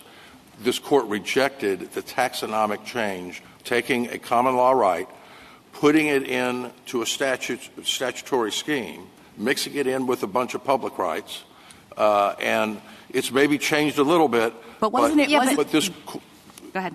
This court. Yes, I'm sorry, I was just going to say, but Justice Jackson's asking an important question here, because we pointed out in our discussions with Mr. Fletcher that our cases have not been very clear about how to distinguish public from private rights. And if I understand you correctly, and if I understood your brief correctly, you're really saying that the distinction depends on whether this was a right at common law, and here this bears a lot of resemblance to a right at common law, the fraud. Yes, Your Honor. Am I right? Okay. So, but I think part of what your colloquy with Justice Jackson is showing is that this isn't exactly fraud, and it can be kind of difficult to say, is this just like, I mean, it doesn't have to be an exact match, but how close is this to the common law tort of fraud? So what kind of a test would you propose for deciding whether something represented that common law right? I mean, Mr. Fletcher's test has the virtue, it's very broad, but it has the virtue of being a pretty bright line. Yes, and this court has held that a claim that serves the same essential function as a traditional common law right is a private right. Does that solve Justice Kagan's problems? Because couldn't you say that the OSHA Act did that, served kind of the same functions as negligence and wrongful death suits? It does not serve the same function. It's prophylactic. Addressing more prophylactic and inchoate conduct that leads up to actual harm. So they're really addressing two different things. And just like in the Securities Acts, with what Mr. Jarkesy was charged with, the 95% of what's in the Securities Acts are not traditional common law claims. The things that the SEC enforces every day, almost all of it is public rights. So insider trading, can that go to the administrative agency, or does that have insider trading is prosecuted under the traditional fraud claims. Again, the fraud sections in 10b-5 are, and they were taken out of, as our brief explains, they were drawn largely from what was what common law fraud, how it was litigated at the time in the 1930s. And it was always a schema artifice to fraud or misrepresentations, and those are the sections under which insider trading cases are prosecuted. How broad? I was just going to ask how broadly your theory reaches beyond the SEC. I mean, does it cover tax deficiency proceedings? No, Your Honor. So, there are certain things, we get into this definition, and part of why we have a problem with, or we've pointed out to the court, our concerns about joining at the hip the public rights doctrine with Seventh Amendment rights. But, you get into what's the definition of public rights versus private rights. And first of all, by default, claims are private rights. The public rights is called, as this court has called it, the public rights exception. But things that are belong to the government. There are claims that are between an individual and the government only. So customs, immigration, benefits, franchises, permissions, debts to the government. I would put taxes under debts to the government. And so there are things that were traditionally, like customs, were always handled, even back 240 years ago, were handled outside of Article 3, outside of courts. So there's that limited universe of things that are between an individual and the government. But just, again, Grants Financiera, I think, resolved this and took a big bite out of Atlas Roofing when it rejected taxonomic changes, taking a common law claim, throwing it into a statutory scheme like a tossed salad with a bunch of public rights inserted, most of them prophylactic, and then claiming, well, as to that private rights claim, it was private right, now it's public. And maybe we've reworded it a little bit. Maybe we've added a section here or there. We've got Mr. Fletcher says that that's only as to cases between private parties, however. So how do you respond to that? And so this court has not yet. This is a matter of first impression in this precise context. Atlas Roofing was the last case that kind of dealt with this issue, where it's an enforcement action by the government. But the court has made crystal clear that it does not matter who the parties are. The Seventh Amendment right is based on, or back up. Private rights are based on the nature of the underlying claim, not the forum that the case happens to be filed in or adjudicated in, and not who the parties are. See, Mr. McCulloch, I think that's not a right reading of our precedent. I mean, what has happened since Atlas Roofing, we've actually never had since Atlas Roofing another, if you will, public-public case, where public-private case, where there's a government entity on one side of the V. And the reason that we've not had those in 50 or 60 years is because those have been thought the easy cases. What have been thought the hard cases, Northern Pipeline, Shore, Grand Financiera, Stern, oil states, these are all private people on both sides of the V. And nonetheless, we've held that public rights might be involved because their disputes are embedded in federal statutory schemes. So those are the hard cases. But we've never suggested that in a case where Congress has given an agency the power to enforce something, and the agency is bringing the charge, if you will, that's just not. That's settled. Well, it's settled only to the extent no one's brought it up and forced this issue since Atlas Roofing. In this context, nobody has had the chutzpah, to quote my people, to bring it up since Atlas Roofing. And here, again, I want to come back to the Seventh Amendment for a minute, because we do get bogged down in public rights, private rights, Article 3. As my friend has said, that the Seventh Amendment is subservient to Article 3 considerations and congressional, the vagaries of congressional decisions to assign something to Article 1 or Article 3, which they can only do for public rights. But you can't read many of through the archives of the founders and the Federalist and the Anti-Federalist writings and not come away with the conclusion that their concern, arguably their primary concern, certainly of the Anti-Federalists who won the debate over the Seventh Amendment, was to protect from juryless courts adjudicating matters that existed at common law for penalties against citizens. Exactly, Mr. McCulloch. And so I'm asking, why isn't the reason that the private cases are hard because the court is concerned that what might be happening is Congress is shifting things that were traditionally common law claims adjudicated between private people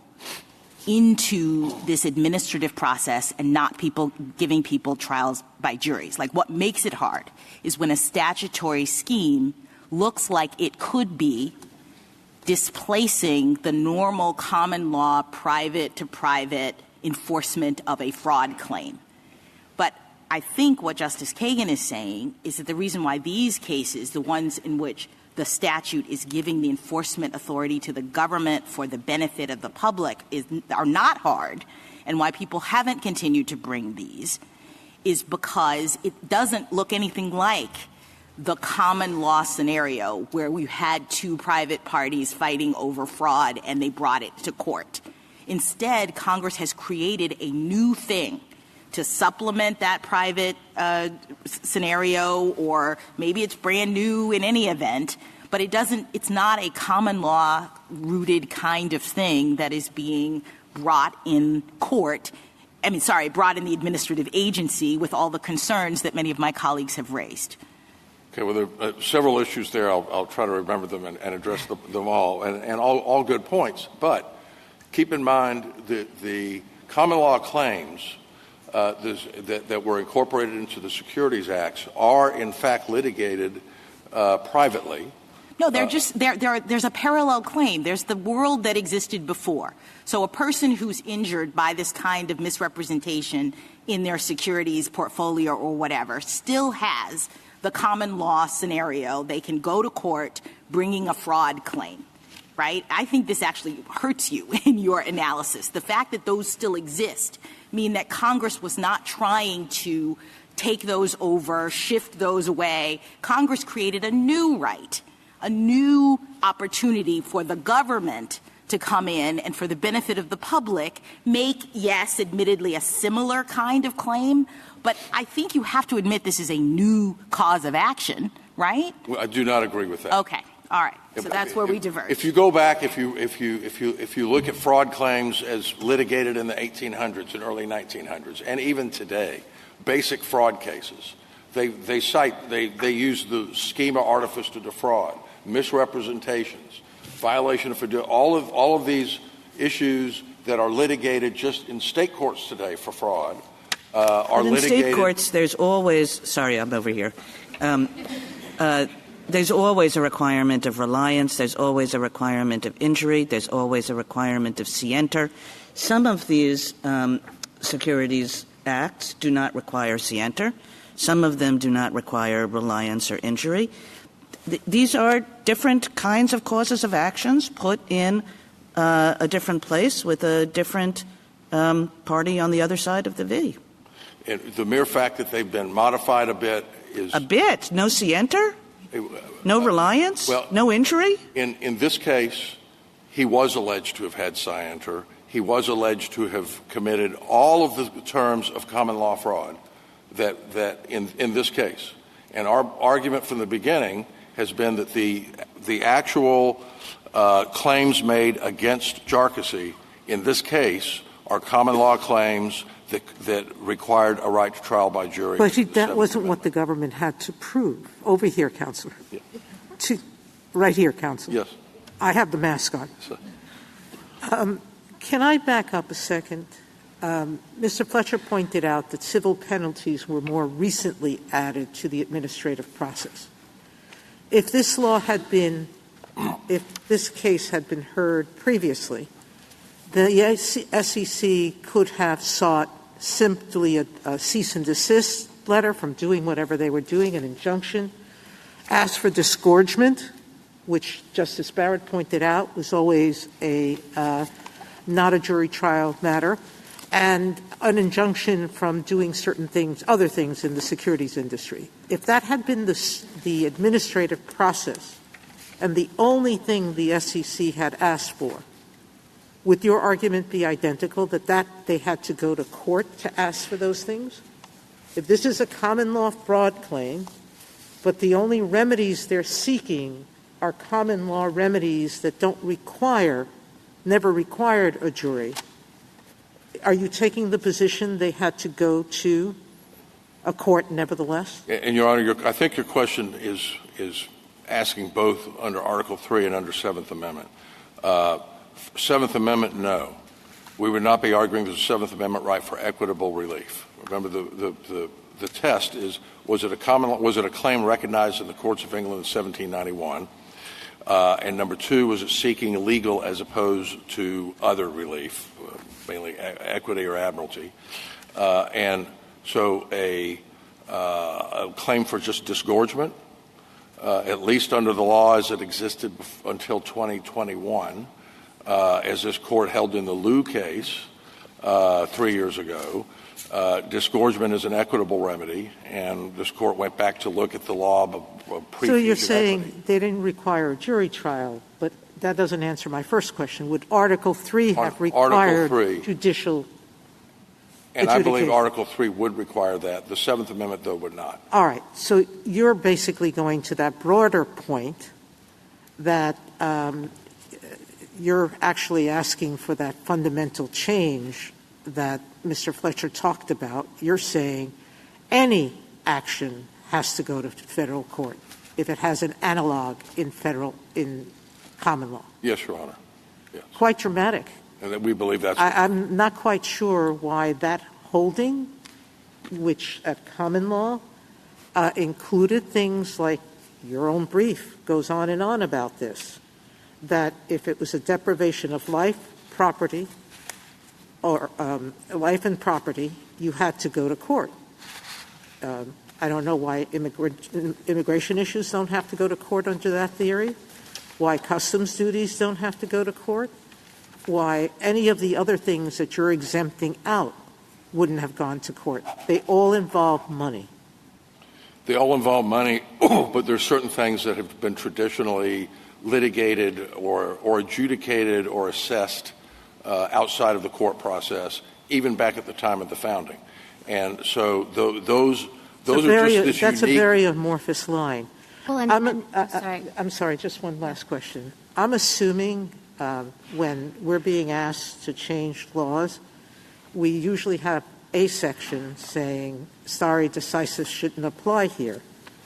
The dramatic change that you're proposing in our approach and jurisdiction is going to have consequences across the board. We're going to have to decide questions like the one you assume, that long list is exempt, but we're going to have to decide whether that's true. And we have a series of other agencies with very big responsibilities. Start with the EPA, start with the Commodities Commission, the Postal Service that can assess penalties for transporting hazardous materials in interstate traffic. All of those agencies will have to go to court, correct? Well, Your Honor, all of their proceedings are now nullified under your theory. I think that we are not arguing for a big change in the law. You've just said any suit that seeks civil penalties that has an analog, and not an exact duplicate, but an analog in common law, has to go to federal court. Well, that's what this court has held many times, going back 200 years. But there are certain things that have been deemed exempt from that under, again, another long strain of cases, such as immigration, tax, et cetera, and Social Security is like the easiest example. The Chief Justice asked a little more difficult question about public health benefits, but there's a long tradition of Social Security. That's a government benefit. What the government giveth, it could taketh away, it can adjudicate. And so those are just different. The argument we're making affects a tiny percentage of the total things that are handled, that are today are adjudicated administratively. Do we take you at your word, or should we have to ask for briefing on the consequences? Well, you didn't brief it. Some amici tried to, but it wasn't briefed. Well, it wasn't briefed by the government. It wasn't briefed by you. And if the court wants supplemental briefing, we'd be happy to offer a supplemental briefing. We would, first of all, strongly prefer that the court deem the public-private rights doctrine more or less irrelevant to the assessment of or evaluation of the applicability of the Seventh Amendment. We believe that the subsequent cases have done that, again, not just Grand Financiera. This court was very helpful in Stern v. Marshall in laying out descriptors of things of what are really private rights. This is an Article III case. Yeah, thank you, counsel. We've just been talking about areas that aren't covered, and you've mentioned a couple here and there. I want to know if you can give us, I realize may not be completely, I'm not holding you to this, but a list of the areas that you think would not fall within the arguments that you're making today. You've mentioned taxes, you've mentioned duties, Social Security benefits. Are there others that you would like to add, or maybe you can refer us to some place where you have a full list? Immigration, there are a number of areas, and it would probably be a pretty long list of things that wouldn't be affected.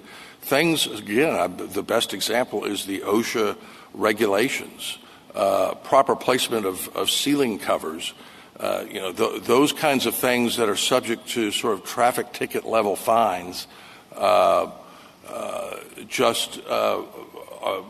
not things that were ever recognized at common law. And most of the things that the Article I courts throughout the federal government do are, in fact, new claims that are regulatory issues that don't have an analog in 18th century English practice. And so we're only talking about a tiny percentage. And really here, we're just talking about fraud claims, traditional fraud claims, and at least where they've been charged as traditional fraud claims, and I know it's kind of, the court's going to be a little concerned, do we have to do case-by-case analysis of this? Well, unfortunately for most things, you have to do a case-by-case analysis. The whole public-private rights doctrine is frankly a mess. It's not the court's fault. It's because it's so it's a very difficult, vexing issue. And this court has declined actually to specifically define it itself. And maybe that's what you're asking us. And so I don't mean to punt on the question other than to say we're not asking for a big change in the law. And, maybe we're a little bit talking past each other. We're saying when a common law claim or something approximating the same purposes of a common law claim that existed 200 years ago in England that is thrown into a statutory scheme that still requires the right to trial by jury, just like in Grand Financiera. It was in an Article I bankruptcy court, and the court held this court left alone whether or not that Article I assignment was okay. They left that alone and just sort of, okay, let's assume it is. We're still going to say for this fraudulent transfer claim that was a core proceeding, incorporated into the statutory scheme, we're saying you got a right to trial by jury for that. Thank you, Counsel. Justice Thomas? Justice Alito? Excuse me. Could you complete this sentence for me? A statutory claim is sufficiently close to a common law action for Seventh Amendment purposes when it serves the same essential function as a common law action recognized in the courts of England in 1791. Serves the same essential function. And why would that not be true here? Well, these fraud claims do serve the same essential in the Securities Acts under 10b-5 do serve the same essential. Why is that the same here? Why is it the same? Yeah, there was because it has all an the erroneous elements. Not in there. Why is it the same? Why isn't it? Why is it? It's the same. It's the same because it has all of the same elements. There were cases back in 18th century England that were securities type cases, fraud cases. There was one case that we cite in our brief that was rendered King v. Cawood in 1790, the year before the Seventh Amendment was enacted, where the government civilly prosecuted for penalties Mr. Kaywood for violation of a financial statute. So this is a fraud claim. They alleged misrepresentations. They alleged reliance. They alleged materiality, and they alleged damages. Well, were they required to allege all those things? They were not necessarily required to, but they did, and they usually do. Could we decide this case on the narrow ground that the statutory securities fraud claims are sufficiently close to a common law fraud action because the elements of the statutory claim are a logical subset of the latter? Yes, Your Honor. I know you think the public rights, private rights distinction is fuzzy, but do you think it's a difficult question whether customs duties are public rights or private rights, involve public rights or private rights? Same thing for immigration, same thing for taxation, same thing for Social Security, same thing for the Postal Service. Do you think that's a tough question? No, Your Honor. Then why is it necessary for us to jettison that inquiry? Well, I don't think you need to. I mean, I think that inquiry, that's been well settled. Plenty of cases allowing immigration, customs, all of those areas to be adjudicated administratively by the executive branch. And again, we're done back in most of those done back in the 1800s. Okay, thank that you. way. Thank you. So it's a long tradition. Justice Sotomayor? So explain your dividing line again. Serves the same essential functions as a common law right in suit? Can the government sue you without a statute for not paying your taxes? Without a statute? Yes. No. Can the government sue you for fraud under the common law if you didn't have materiality, reliance, and reliance? No. Could they sue you in common law for fraud? If you defrauded the government. Exactly. But they're not charging you here with defrauding the government. They're not claiming injury to the individual, to other individuals. They're claiming that the injury is to them. The SEC... To the government, but not in terms of money. The SEC alleged, does allege in these cases in general, and when you go into a private suit, other than a quitam action where the government is letting you sue in their name, is the private individual recovering penalties for the government and its injuries to the securities market, or is it recovering penalties for the individual's own injury? In this case... I didn't say this case. I'm asking you if a private citizen goes into court and seeks recovery under the SEC for a securities fraud, can they collect penalties on behalf of the government? No. In this case... So what's the essential function that's the same in an action by the government and an individual? The elements are not the same. The remedies go to one party, not the other. I'm at a loss. Okay, Your Honor, the substantive elements are the same, which I think is the end of the inquiry. But to take it further, the SEC takes those penalties, according to them, they take most of the penalties and most of the disgorgement money that they take in and return it to the victims. You know, that's very generous of the government, but it's not, you know, I can give my money to charity, but it's not the court's right to, the court doing that, it's the SEC choosing to do that. The SEC. Just like the victim could choose and probably does give the government some of the money in taxation. I'm not sure if penalties are exempt or not. Well, and sometimes courts frequently in these SEC fraud cases appoint receivers who are ordered by the court to collect money and return it to the investors. But the SEC largely acts today. Thank you, counsel. Justice Kagan? Mr. McCulloch, if you look at the history of the securities legislation in this country, a lot of it came into effect, of course, after the Great Depression. And then there have been two more recent tranches. One came after the savings and loan crisis, and the other came after the 2008 Great Recession, if you want to call it that. And each time Congress thought, something is going terribly wrong here, and people are being defrauded and people are being harmed, and these common law suits that you're talking about were not solving the problem. And Congress said, we have to give the SEC responsibilities, we have to give them powers, we have to give them greater authorities.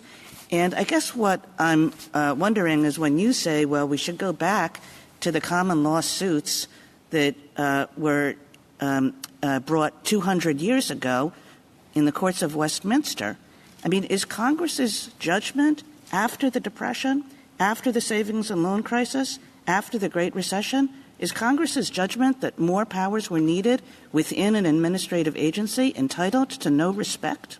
No, it's entitled to lots of respect. And again, everything that the Securities Acts do and that the SEC does, we support. And it doesn't it's not a matter of not respecting Congress.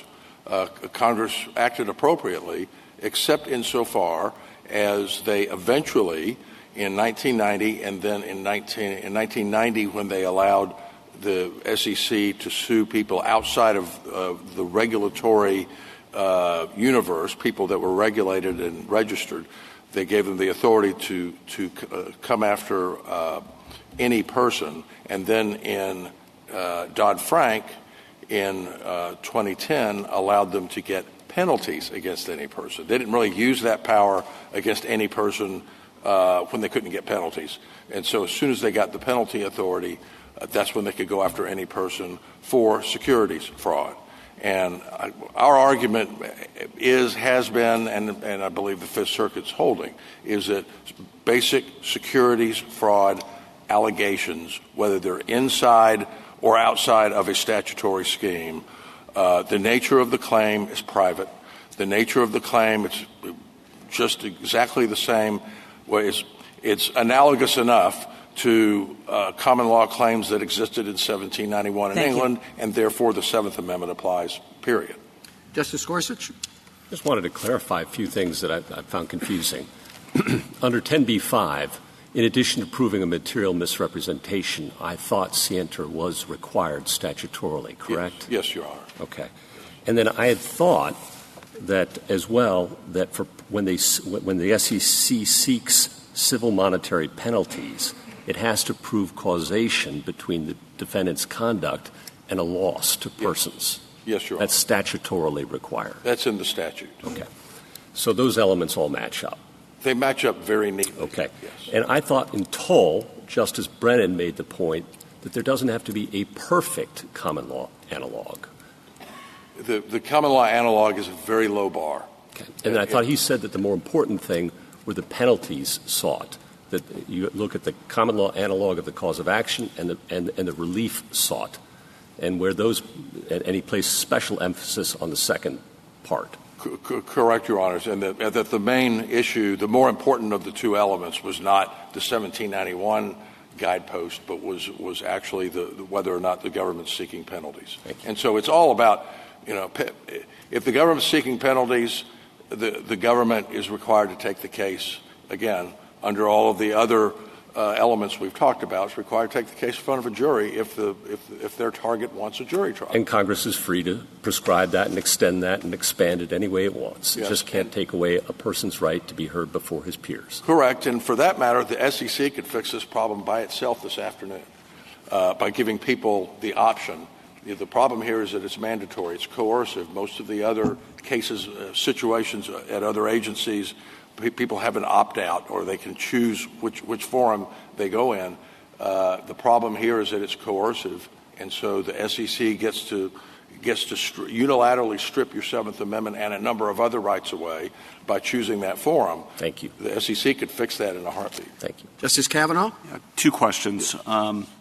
For those cases that are covered by your rule, whatever the scope of that is, agencies, I think under your approach, could still bring those same suits in federal court. So there'd still be full enforcement of all the regulatory statutes, environmental, securities, what have you. But so I think I understand your point on that. But Mr. Fletcher says that's still a big problem because Congress would have to enact statutes that allowed agencies that don't have the authority to go to federal court to do so, and he says that would be a burden on federal courts. And I just want to get any response you might have to that. If there's a common law claim for penalties embedded in some of those statutes, then the answer is yes. Well, that's not the question. The question is, what about the burden on federal courts that Mr. Fletcher raised, to respond to that, and then the burden on agency enforcement for those agencies that don't have the authority to seek federal civil penalties in federal court now? I could speak most authoritatively to the SEC and what effect it would have there. The SEC, seeing the handwriting on the wall, has already, I believe, withdrawn or returned its securities fraud cases back to federal courts. So this whole notion of choking the federal courts with lots and lots of cases it didn't happen because they've already been returned to the federal courts. Soon after they got this authority in 2010, it went way up, and then these constitutional challenges started getting filed and went back down. And so I don't think, in fact, I think the impact at the SEC, if this court upholds the Fifth Circuit on the Seventh Amendment, will be zero. It'll be virtually nothing. Okay. And then second question is, if you're asking us, as some of the questions suggest, to scale back, narrow a precedent of ours in order that an individual has a right to federal court rather than an in-house tribunal, before we do that, we should know that it's more than just housekeeping, that it matters. And you haven't really said, it really matters to be in federal court rather than in-house agency tribunal, and here's your opportunity. You mean matters constitutionally, or is it practical? No, matters we could change precedent, but if it doesn't have any impact other than housekeeping of where you file your briefs, which tribunal you'll file it in, then, that's a lot to ask us to narrow a precedent for where you file your briefs. But does it matter? It matters. It obviously does, but how and why and how much? It matters quite a bit, even beyond the right to trial by jury, which is the most important of the ramifications. But there's all kinds of due process issues. There are prejudgment issues embedded in this whole process. There are a number of we had two other issues that we raised in the Fifth Circuit that they just left behind because they thought they had bitten off enough with these three issues that the court granted cert on. So and if we did get back, if you rule against us on everything, we got several issues still coming. But we think the court will uphold the Seventh Amendment right here, and the difference between going to federal court, and I've done both, going to federal court and going to administrative proceeding is stark. The discovery rights are almost zero.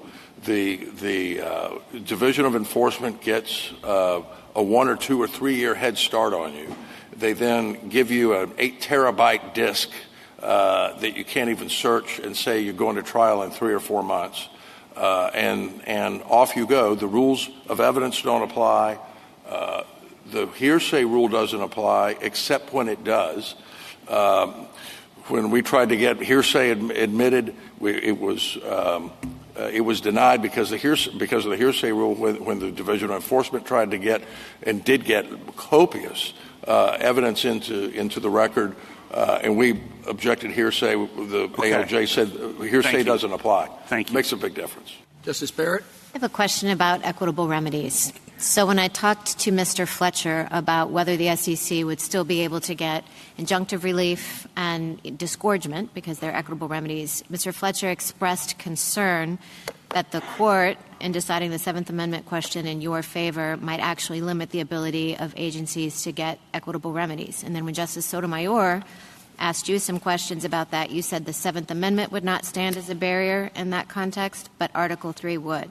So if we decided in your favor on the Seventh Amendment question, do you think that would necessarily resolve any kind of Article 3 question? And if not, why did you even bring it up? Well, I don't know that we did bring it up. Well, you brought it up to Justice Sotomayor. Well, I did. I thought that was part of her question. But what I was trying to say is, number one, the Seventh Amendment issue doesn't require the court necessarily to resolve the Article 3 issue. We don't think that the Article 3 public-private right analysis is even necessary to resolve this case under the Seventh Amendment, which is the issue that was raised below, the issue that was ruled on below. Doesn't it bear on it? Because if you're looking to see what was a suit at common law, I mean, isn't that private right?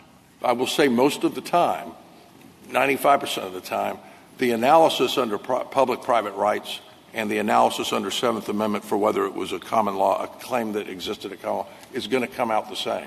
It comes out with the same result. And that's why this construct has worked for the last 50, 60 years. And maybe no one's challenged it for that reason. And that's why we're saying we can live with Atlas Roofing, because Atlas Roofing, properly construed, and as it's been substantially modified by a number of subsequent decisions, comes to the same result. So let's see, you said that on the Seventh Amendment question, our deciding in your favor would work a very small change. Yes, Your Honor. But it sounds to me that what you're really hoping for deep down is a really big change, because you want even the equitable remedies cases out of agencies too. We don't have a position on that, because we're not here. Jarkesy does not have an equitable remedy issue to worry about. It's we only raised a Seventh Amendment issue, and it was because of the penalties, and it was because of Dodd-Frank. Notwithstanding what you told Justice Sotomayor. Notwithstanding what I told Justice Sotomayor. Okay, thank you. Justice Jackson? So I've heard you say several times that we can live with Atlas Roofing, and I'm trying to understand why. And I'm reading the part of Atlas Roofing where they're describing the past cases that that the court is relying on. And it seems as though the basic proposition is when Congress creates new statutory public rights, it may assign their adjudication to an administrative agency with which a jury trial would be incompatible without violating the Seventh Amendment's injunction that jury trial is to be preserved in suits at common law. All right, so I think that's the sort of basic proposition, and I understand your argument to be this is not the creation of a new statutory public right. Correct, Your Honor. All right, so Justice Sotomayor asks and Justice Kagan asks a lot of questions probing that part of this.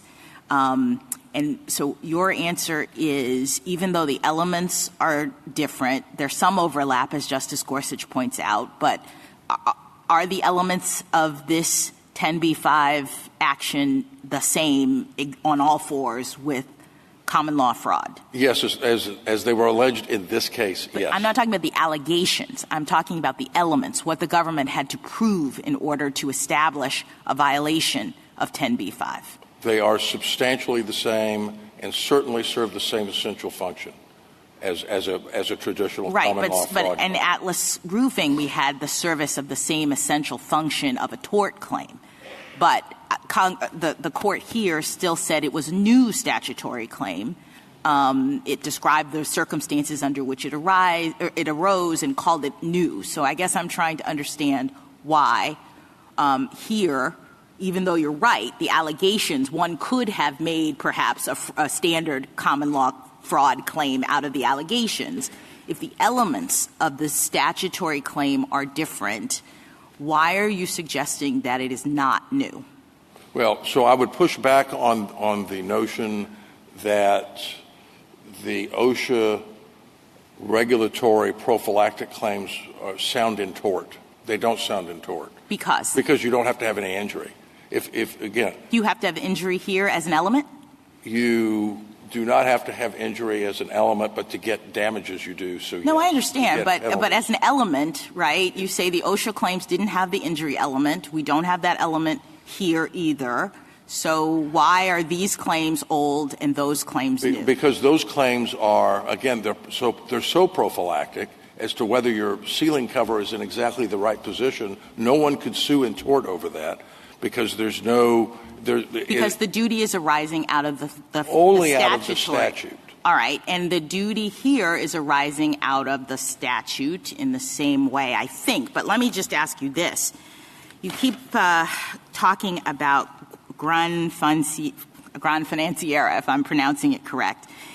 I guess I'm a little worried about the rule that you're asking us to adopt insofar as it's suggesting that it doesn't have to be a common law claim that Congress has appropriated on all fours with all the elements. It can be something that is like a common law claim. Yes, Your Honor. And I just don't know where that comes from because the Gran Financiera case, it was the fraudulent conveyance claim. It was the sort of scary scenario in which Congress is moving actual common law claims into the administrative process or in that case into the bankruptcy process. And the court rightly said, no, I'm sorry, you have a Seventh Amendment problem with doing that. So I don't know that Gran Financiera gives you the rule that we have previously held that something that looks like a common law claim, even though it's statutorily new, raises the same kind of Seventh Amendment issue. Well, so really what Gran Financiera stands for in this case is again, the condemnation of taxonomic changes. But it's only taxonomic if it's actually the same claim, right? I mean, if it's the same claim on all fours and Congress is just changing the name, then I get you. We have exactly the problem that the Seventh Amendment is concerned about. What I'm still worried about is you're saying Congress can create a new claim, but as long as it looks kind of like a common law claim or it's substantially close, I don't really know how close it has to be, but as long as it kind of looks like a common law claim, the same Seventh Amendment concerns arise. And I don't know that we've ever said that before. And I think the court has said that again. In what case? This same essential function test. Give me a moment. I can find you. And I know we have cases in our brief that do cite that. And in Stern v. Marshall, which is one of the two most recent cases where the courts at least dealt with what constitutes private right versus public right, this court gave a sort of a nice listing of about 5 examples of how you can tell the difference. And a private right says that the underlying claim for relief, quote, does not flow from a federal statutory scheme, as in Thomas, or is not completely dependent upon adjudication of a claim created by federal law. Thank you. Thank you, counsel. Rebuttal, Mr. Fletcher. Thank you, Mr. Chief Justice. I'd like to say just a quick word about removal and then talk about the Seventh Amendment issue. So on removal, I just want to take it at a 30,000-foot level. I think the lesson from this Court's cases is that removal is about accountability and control. And in Free Enterprise Fund, there was a real concern that the President, regulated parties, and the public wouldn't know whether or not the Securities and Exchange Commission actually supported the enforcement and policy actions that the board was taking or just had to tolerate those actions because of the strict removal protection. Now, apply those same questions here, and you get exactly the opposite results. Here we know exactly what the Commission thinks about the ALJ's decision in this case because the Commission had the right to and exercised the right to conduct plenary review, adopt parts of it, and reject other parts of it. I think that's constitutionally adequate means of supervision of adjudicative officers. We think that's the lesson from the plurality opinion in Arthrex. Also, in Free Enterprise Fund, this Court said the most telling problem with the scheme it confronted there was its novelty. That's the through line of this Court's recent cases like Sila Law, like Arthrex, like Collins. No foothold in history or tradition is a telling constitutional problem. Here it goes the other way. The removal protection for ALJs has been a central feature of administrative law since the APA.